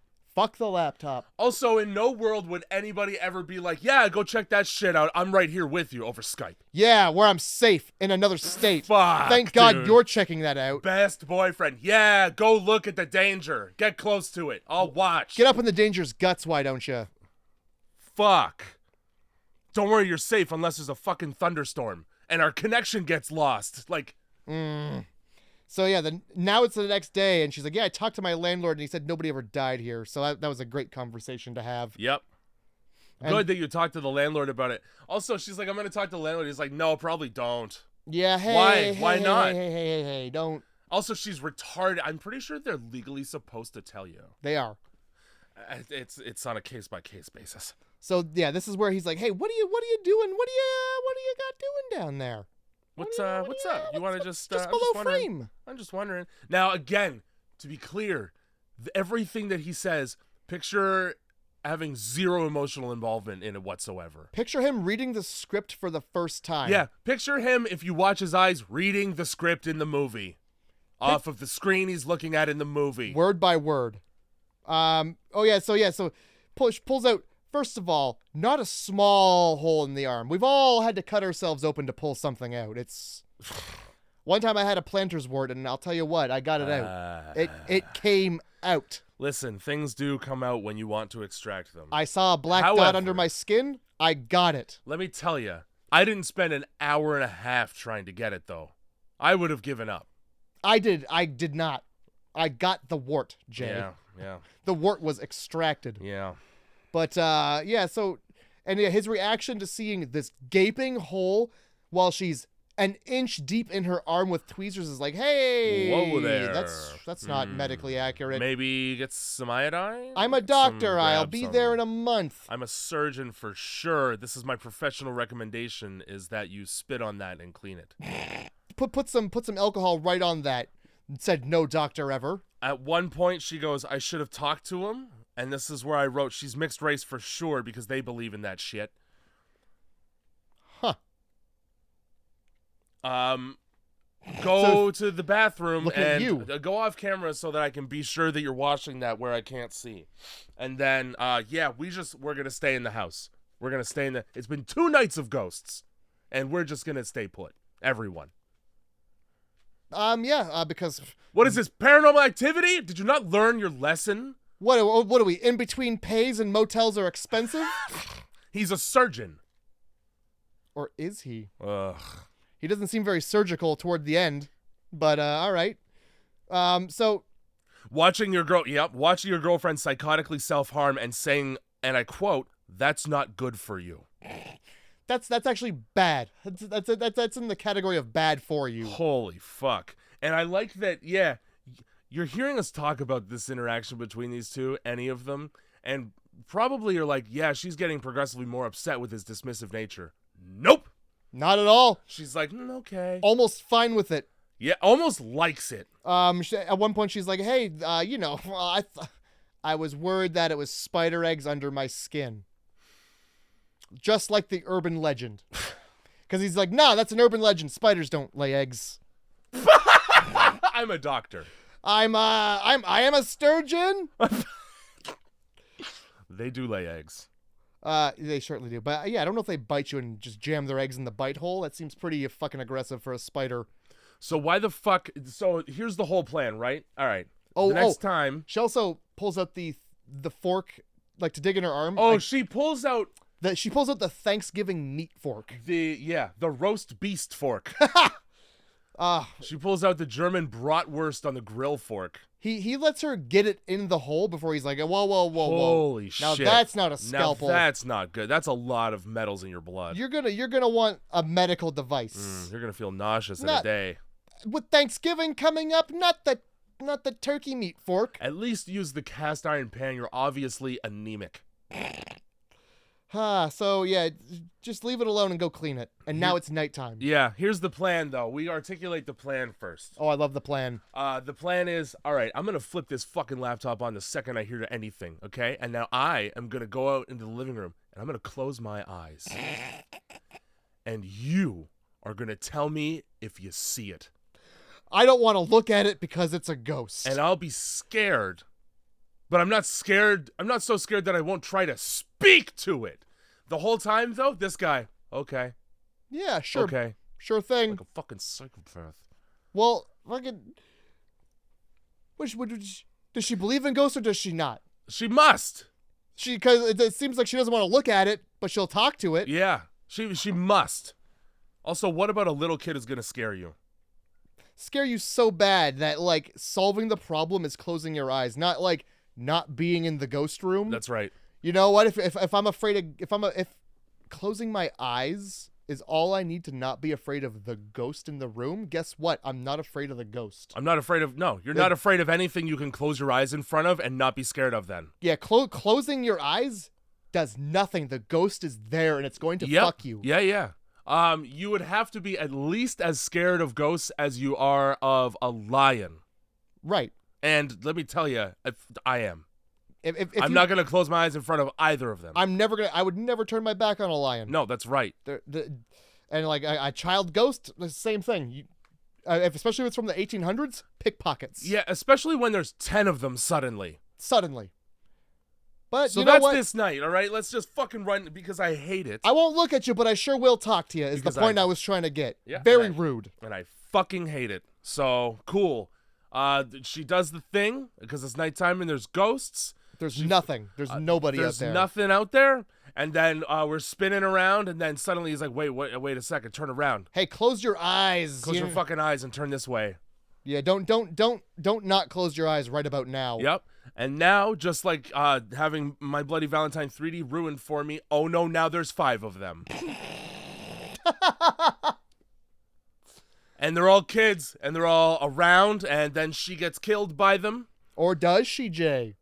Well, she gets knocked unconscious, bare minimum, by them. Well, yeah. Well, I'll tell you what happens is that you're right. There's like 3 kids, and then there's a bunch of shitty effects. That's true. Oh yeah, no, I don't care. You don't know what happens. One of them gets mad, like Gohan and Super Saiyans, right by the fucking coffee table. Basically, there's a lens flare. One of them looks like they just got out of a mine and are ashy as fuck. The other one just looks like a zombie. Like it looks like the boy who dressed up as a zombie and likes turtles. Yeah, and so it's just her on the floor and he's gone. And then from the closet he emerges. I don't know where the fuck he was in this 1-bedroom apartment she fucking lives in. Yeah, so he like leaves. You see him leave his screen and appear on her screen like he was just in the other room and she just never looks there. 2 seconds flat it took him to change venues. And this is where Jay, oh my god, the whole movie falls apart. Oh, why is that? Because it's just shitty. Because Look, the children are just sitting there looking at her on the floor when this guy breaks in the room, pulls out a scalpel, cuts her back open. Like a lot. Like a wide hole. Yeah. So I'm saying I don't think he's very medical at all. No. And I'll tell you what's in there is just bones in an open cavity. I think probably just what he bones in a cavity. I think what he probably meant to say is, I'm a vet. I'm a cat surgeon. I'm a vet of the Vietnamese War. Is I think what he meant to say. I was a surgeon then. I was a surgeon in the manner where I made sure bodies were small enough that they could fit into garbage bags. So they never say any words, but he fucking talks right to them in full conversation. Oh my God. And goes, we're going to have to make this look like an accident, but I'm going to have to break some bones. He pulls a... Why? First of all, Jay... Yeah, what the fuck does he pull out of her? He pulls out... a whole fetus? He pulls out a fetus and he goes, so this is part human, eh? I didn't know you could get them out of the back door. Yeah. I thought they only came out the front. Pretty neat how he didn't have to get up in the uterus or nothing. At all. He didn't have to arrange any guts. It was just a back C-section, a B-section. Also, a stupid amount of time he spends rifling around inside her guts. Oh, yeah, just pull it out already. You could probably feel it. It's the fucking gooeyest part. So these children are sitting there, and here's the conversation, all right? Yeah. It's so all right. Oh, you wrote it? Fucking stupid. So fucking stupid. It's fucking stupid. Yeah. It's fucking dumb. It's stupid, all right? So he pulls it out, and he's like, man, so it's part human, huh? How many more times do you have to do this to her? I don't think she will survive. And then the ghosts are just like, blah, blah, blah, blah, blah. But they're not ghosts. Let me tell you why. She thinks I'm in Michigan. Blah, blah, blah, blah, blah, blah. Tracking device. So it's fucking aliens. They're fucking aliens. Why are they people, though, then? Because it's a bad movie. Because you couldn't afford a costume. Here we go again. Why are they children? And it's probably their children. So I think at the beginning of the film, not in the movie, like in real life. Yeah, could be, very well be. I think at the beginning of this tape we gloss over the fact that she was like trying to be like, yeah, something happened to my vagina. Like I feel like she was trying to be like a vagina thing happened. In the night against my will. Oh, probably. And, she's like, the thing is still in. I don't know. I feel like it's still in there or some shit. So like, yeah, you can see like. You don't at all get to know what the fuck she's talking about though. Something put something in there, and for some reason, children are watching it. I don't know. I thought maybe it was like we got to make some demon, half babies for these ghosts to possess. But why would they have a tracking thing, Jay? It doesn't matter because cut to he's doing it to another girl now, and she's got an itchy arm too. So guess what? You're fucked. Pull your tits out now. Yeah, you get your tits out. She's way more enthusiastic about the tits out. And she's also foreign, okay? This woman's not a natural American. She's like Armenian or something. And I just want to say, like, all right, if you're pulling your tits out, don't use the word jammies. Because guess what? Let me just remove. I'm just getting into my jammies. I don't want to see the tits of somebody in their jammies. No. I will go to jail. Yes, jammy jail. I was thinking more for sexual offenders, but yeah. Jammy jail. For the sleepover. We can't ignore the fact that the last we see of this woman is she's alive and well with an arm sling and a fucking black eye, and she's all fucked up. Oh, right. And he has come back for long enough for her to get out of the hospital and then went away again. Mm-hmm. Had no interest in the recovery, the PT, making sure she's okay at all. She's like, okay, you're discharged. I'm peace. And she's got no complaints about his lack of being around at all. None. And then she says, I love you. And he just wipes his brow. He doesn't even fucking say it back. He just goes, ugh, I'm tired, man. Night, get some rest. I think she's also like, I saw a doctor and she told me I'm schizophrenic and, I ran out in the street. Yeah, I don't remember running out in the street. Sure feels like a baby just came out of my back hole, but I guess that's what happens when you get hit by your shoes fly off and a baby comes out of your back. That's what happens when you get hit by a fucking car. Your back just blows wide open and a baby comes out. That is what happens if you're pregnant. Oh, that's it. Tits for no reason. That's when the movie ends, is you just get to see a second set. You had to have that. Had to. Fuck you guys, man. What was this one? What's your rating for that one? Was this the fourth one? Yeah. I give it a 6. How the I don't fuck did you know give why. this a 6? I don't know why. I think I thought there might be another one in between, maybe. Oh my Because it God. definitely was like a 3. I gave it a 2. Yeah, You can have a fucking I'm changing 2. mine to 3. Maybe you gave it a 6 because there was some ghosts. There was actually something to look at Maybe. for a second. Maybe. I don't know. I'll tell you I something. honestly don't I'll tell you know. something interesting about this rip too, because I watched this on DVD when I watched it, and I know this part. I know the part where the fucking the kid runs in and comes out and leaves again and closes the door politely, because on the DVD that the sound it makes is so fucking loud that's what scares you. But not the movie. Oh no. Just a loud noise. And in this other version that I've procured, it's not loud enough. So it's just nothing. It's just a low drone. I love it. Yeah, great. Absolutely perfect.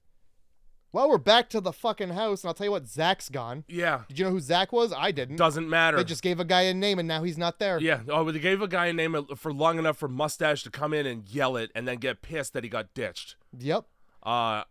People are too often willing to yell when they don't know who's around to hear it. How about this? The chair is empty. Yeah. So that means the man that you're worried about is awake and around somewhere. Yeah. Nobody, not one of you was like, let me feel that wrist.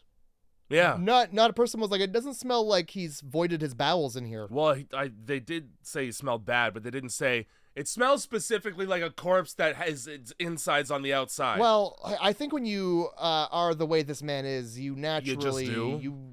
it's a balls and butthole thing.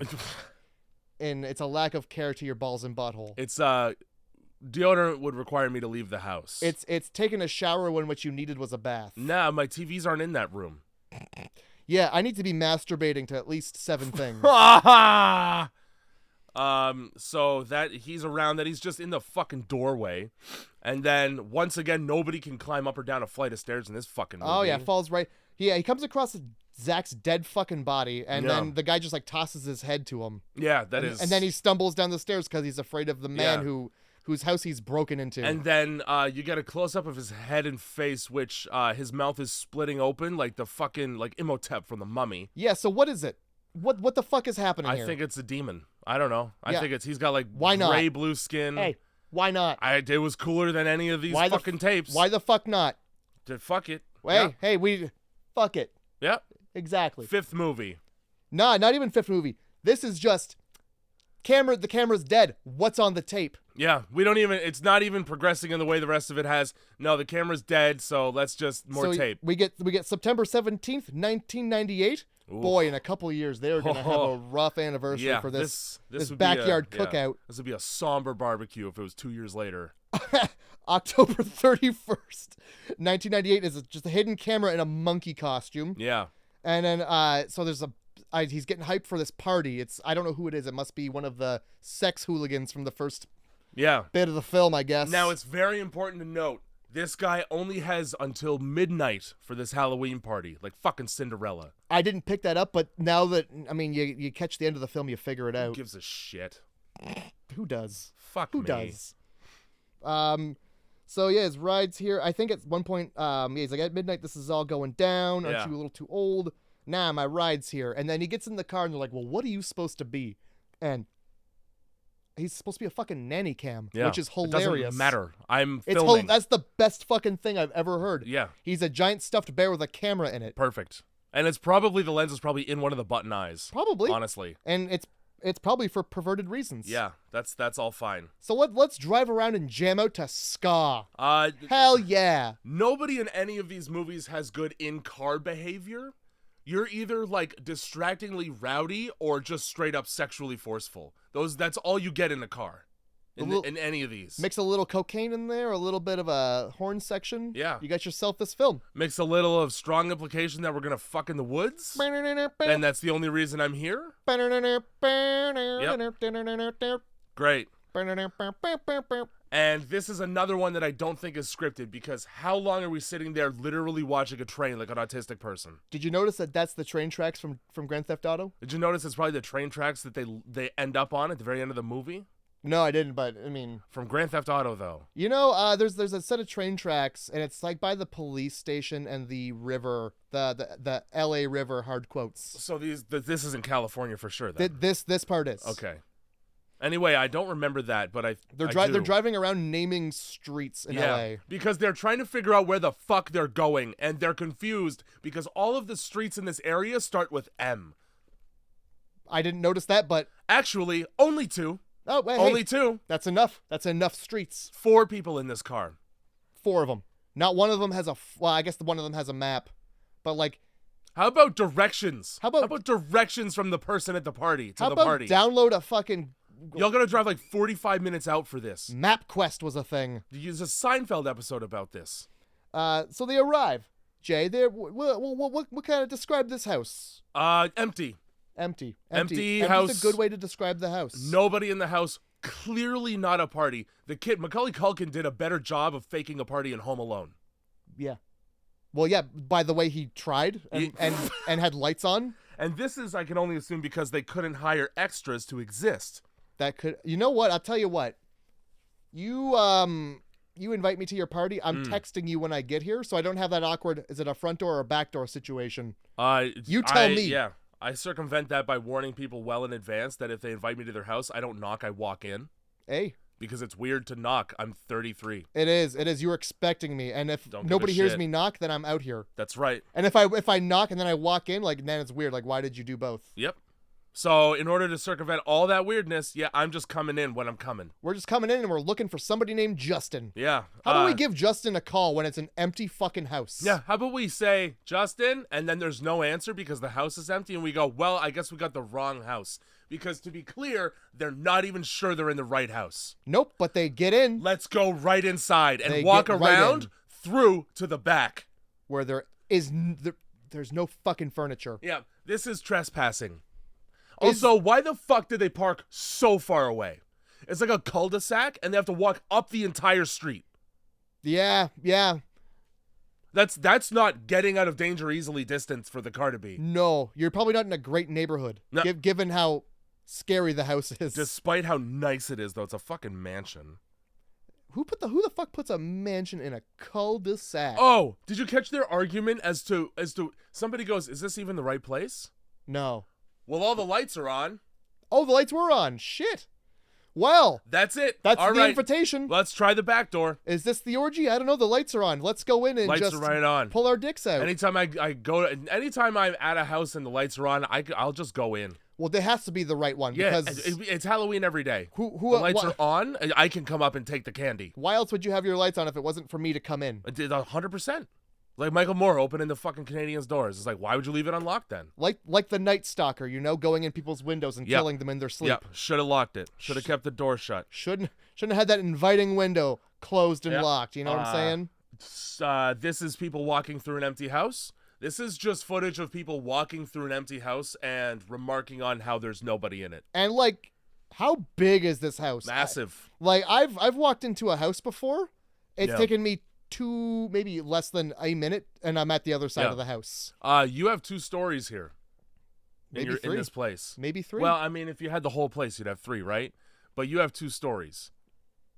At least. You live in 2 stories. I would not. House. I see. Yeah. Okay. I would not be able to lose you here. That's fair. You call out my name and I'm up here. At a basement, still no. Oh yeah, no. You yell Justin more than 3 times and you get no answer. Take your beer out of the fridge and leave. Why did you put your beer in the fridge? Yeah. Oh, these questions are so good. You really have 2 choices when you're filming around the house. You see the shadow of a woman in glass, and then also a young girl on the stairs who disappears into impossible blackness. You could think that the house is horrifyingly haunted and leave. Or you can go, oh, this is a fun party. It's a haunted house. It's a fake haunted house.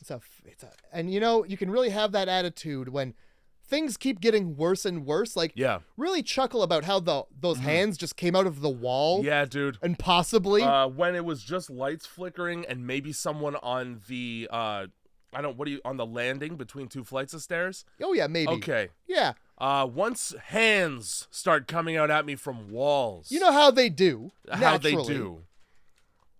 Yeah, I'm gonna leave. I'm certainly not gonna go further upstairs through a fucking labyrinth of doors. Wait, let's go through the kitchen to this weird upstairs. Oh, until we get to the fucking root attic. That's what I'm saying. Like it's like they went through like 7 different houses before they got to the root attic. That is right. So as they're walking, they start to hear a party throughout the house. It's pretty bumping. It sounds like everybody's having a really good time. Yeah. Lots of yelling. Lots of yelling, like really getting down to what sounds like music. You know what I haven't heard a lot of is footsteps at all. Yeah, I haven't heard a single like the party's up here. Hey, this is Justin. Arrows, welcome to my house. Arrows, little sign out front. Yeah, nothing. Well, they should have turned around the second there weren't balloons tied to the mailbox. That's true. No decorations on the front lawn. This is a Halloween party. I came in costume. Yep, exactly. But I guess like when you're dumb, sort of like, and you don't when think, you're fucking stupid as shit, and you just think everything's a haunted house for a Halloween party. When the inside of your skull is a brick, just a stone slab. Yeah, simple man, simple thoughts. There's a part where they get split up into pairs, and one of them, who's wearing his glasses on inside and at night so that he can keep track of visions in his eyes, is like, I'm gonna go scare the other two. Those two are just standing in the room. They're just standing in the room facing each other, doing nothing at all. Like a set, like a mark. Like, okay, stay on this X, and somebody will come around the corner. Like somebody forgot to add in anything. Voices of them talking. Acting, for example. Yeah. Oh, yeah. Somebody forgot to add in acting. Somebody forgot to fucking bracket acting, bracket acting, bracket / acting bracket. It's like when somebody's waiting to get interrupted, but they don't have any more script left, so they just stop speaking, except for like the amount of time it takes to be snuck up on. Nobody was ready. No. Well, that's it. And I guess this is where they hear the party start to bump out of nowhere. I didn't describe it in my notes here as party. I described it as chanting. And then, because I wrote in full caps here, upon realizing there is chanting, leave. Yeah. No man, nor beer, nor sloppy handjob would ever be worth this. Your soul is now on the line. You drink no juice and trust no bitch. Like, they don't have to get right up into this business to realize that there's some sort of sermon being shouted. No, I can hear it from downstairs. Yeah. The words become clear when they get to the stairs. When it's one guy yelling and then everybody else is yelling in unison the same thing, I know what I'm getting into, and it's the kind of thing that leaves me burned on a cross. So I'm good. But for somebody like me, I might take a look knowing the danger is different. I might, if I had less melanin, you might crack the door and listen. Yeah. What kind of chanting? Oh, Satan? Yeah, bye. You Scooby-Doo out the back door. And it spins impossibly on a hinge it doesn't have. Which, I mean, I don't know how they made that noise, but it really sounds like somebody hitting a coconut with a wooden chopstick. That's the sound. It must be it. Thank God for Hanna-Barbera's Foley editor, dude. It's like the last two like hollow wooden keys on a xylophone. Yes. Yeah. So, well, what's at the top of the stairs, Jay? What do we got up here? Oh, well, it's a kind of party. It's sort of a party. It's a party for most of the people. Yeah, I would instead call it interrupting an exorcism. Interrupting a real exorcism like an Evil Dead. Oh, an exorcism. Now, see, I put ritual sacrifice because there's a tarp for blood. Yeah. And a big old knife. They're trying. At no point do they do the fucking exorcist thing and go, like, leave her or whatever. They have a young girl strung up, and they're saying things that are religious enough for me to believe that they're trying to cast a demon out. Given how the rest of the movie goes, I think it makes sense. See, I was thinking they were trying to appease a demon by taking all of her guts out of her body and putting it on the floor. Because they got this whole tarp situation. And they give her a stab at one point. Yeah, I don't know. Maybe they're trying to, like, drain the demon out. Maybe. Regardless, the demon comes out. Yeah, this is when shit in the movie hits the fan. And this is arguably, like, I mean, as far as sequences in the movie, this is the best. It sucks, but people start to get sucked away into blackness. I really like that it emanates from their chest, this feeling of being grabbed before they just get pulled into a crossfade where they disappear. Yep. The one guy, I gotta find it so that I can read it, because God, Fuck it, I'm sure I'll find it. It doesn't matter. Again, why has nobody called the police? There it is. One of the guys who screams before he gets sucked out sounds exactly like Sloth from the Goonies when he's upset. Well, wouldn't you? Like 3 times. Like a spider touch, like you touched a spider? Yeah. Yeah, that's panic. Cut, not even cut 2, because this is kind of a long take, but you can see the cuts if you pay even 50%. If you close one eye, you can see the cuts in the long take. I don't. Is it Blender? Blender's the 3D. Yeah. So this is the Blender demo video. This is the what's going on in the house with the chairs and the cups and stuff is like. This is 3D animation 9th grade. What it is the Blumhouse house. Yeah, it's the Blumhouse house. Every demon thing at once. Yeah. You get doors flying off, there's handprints going up the wall, a flock of birds flies Scooby-Doo style. That's true. Through one door. It's only like 3 birds, too. It's like, we ran out of bird money. Yeah, oh man, we really couldn't afford to keep copying and pasting the same bird. There's I wrote, a house full of someone's Gary's Mod 3D renders comes flying at you. Yeah. Being chased by a guy having a fat shit. So they run and then they realize, oh wait, maybe we should go back and save that. Oh yeah, girl. Because they basically get out by like running all the way through the house while things are happening and doors are getting their knobs sucked. Yeah. I don't know if you noticed the knob getting sucked. I did notice the knob getting sucked. Until it was nothing but dust. And a little bit of dribble. And then hear her screaming, so it's like, all right, fine. The problem is the fucking shit is Resident Evil Biohazard in terms of its visual quality. It's much. a video game. Pretty much. Silent Hill PT. Cool. It's first just person. a bunch of fucking scary set pieces. Let's just do all the scary shit. Yeah, that's what I said. All the ghosts, all the demon things at once. Blumhouse house even more so because it's like a girl in a dress who's like wet. Oh yeah. Perfect. Fuck and she looks at you through half of her hair. And it's teeth. Yeah. So they get up there, they carry her downstairs. The whole time something's coming after them. Yeah, it's a demon or something. You know, it's manifesting itself in arms shooting out of walls, trying to be grabby. Smoke coming down too. Some smoke, dust, like you're in a mummy's tomb and it's collapsing because you opened the coffin there, the sarcophagus. And it just keeps going and going. Yeah. And the demon's just trying to trap them in the house, but it can do everything except the storm shutters in the basement. Can't fucking suck those knobs. Right here I wrote, "Aw, she spilled ketchup on her hand. Shit." That nice white dress. It's gonna get stained. That dress will stain right here. Oh my god. Right there.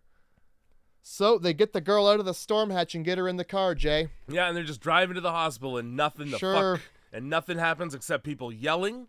People are just yelling. Yeah. I can't imagine what the fuck you're panicking about because nothing's happening. Nothing's happening. Nothing. She's just comatose in the back. Oh, now the car is possessed. Oh, the car won't start. Fuck, I didn't know I was watching Christine. Shooty duty. The I didn't know I was car's watching not going. Maximum Overdrive. Boy, oh boy, I hope that girl doesn't teleport out of the car and then I look to my left and see a train. Oh, jeez. God damn it. I hope she doesn't teleport out of the car where she could have been in danger and then now screams on the outside of the car, even though all the windows are up where she's not dangerous anymore. Stupid and fakely. This is actually fine. This is actually better because she's not in the car. Yeah, now let's get out of the car. Oh, no, we cannot. Oh, the door handles. Shooty tooty. Oh, bummer. Oh, fuck, the train's coming. Hang on, let me try and break the window. It's a real ding-dang, that train's coming. I gotta break the window. Hang on. It's not breaking. It must be bulletproof glass. I don't know. Guys, I've been pawing at this window with my fingers this whole time. God, I've been fucking. Oh, you know how llamas lick windows because there's like salt on them sometimes. Mm-hmm. That's about the amount of force they're putting into trying to break those windows on the train tracks.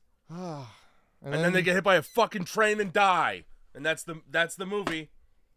I wrote VHS with a frowny face. Yeah. Now that one got a 4, and I'm keeping it. That one got a 4. That one got a 6. It's a 4 for the effort.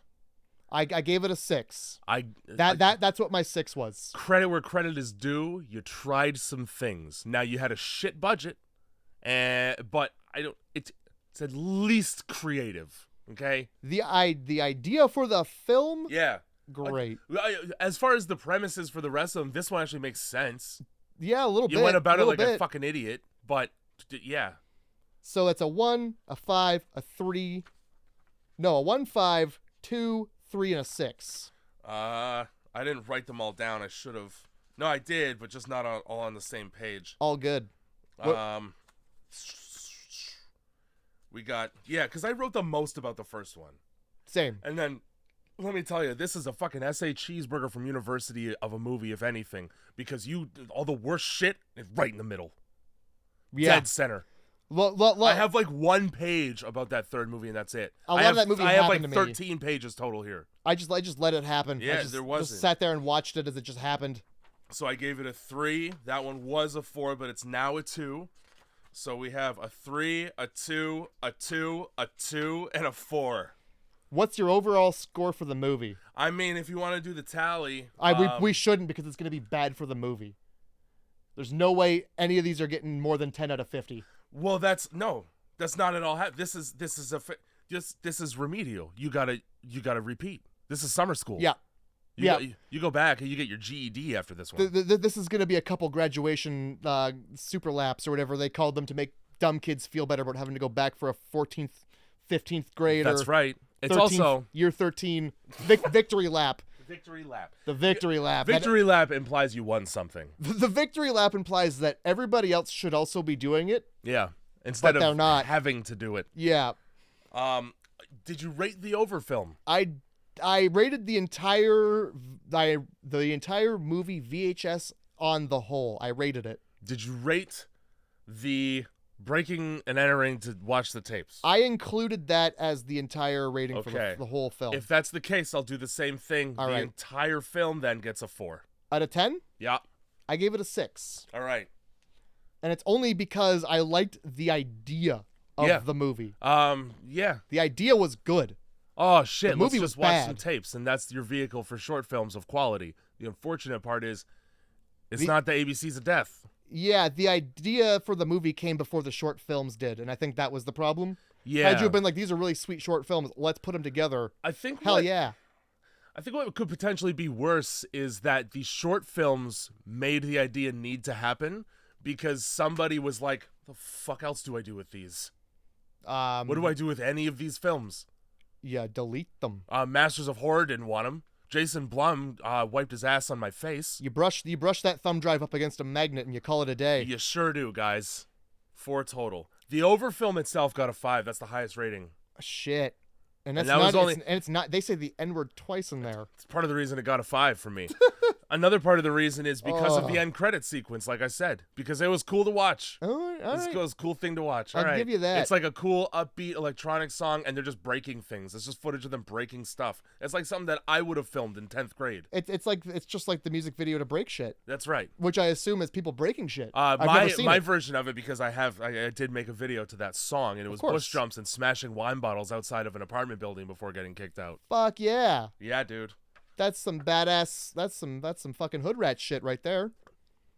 So I'm sorry, everyone. Yeah, great movie to suggest for this viewer-suggested Halloween special, the listener special. Thanks for suggesting the rape tapes. The rape tapes.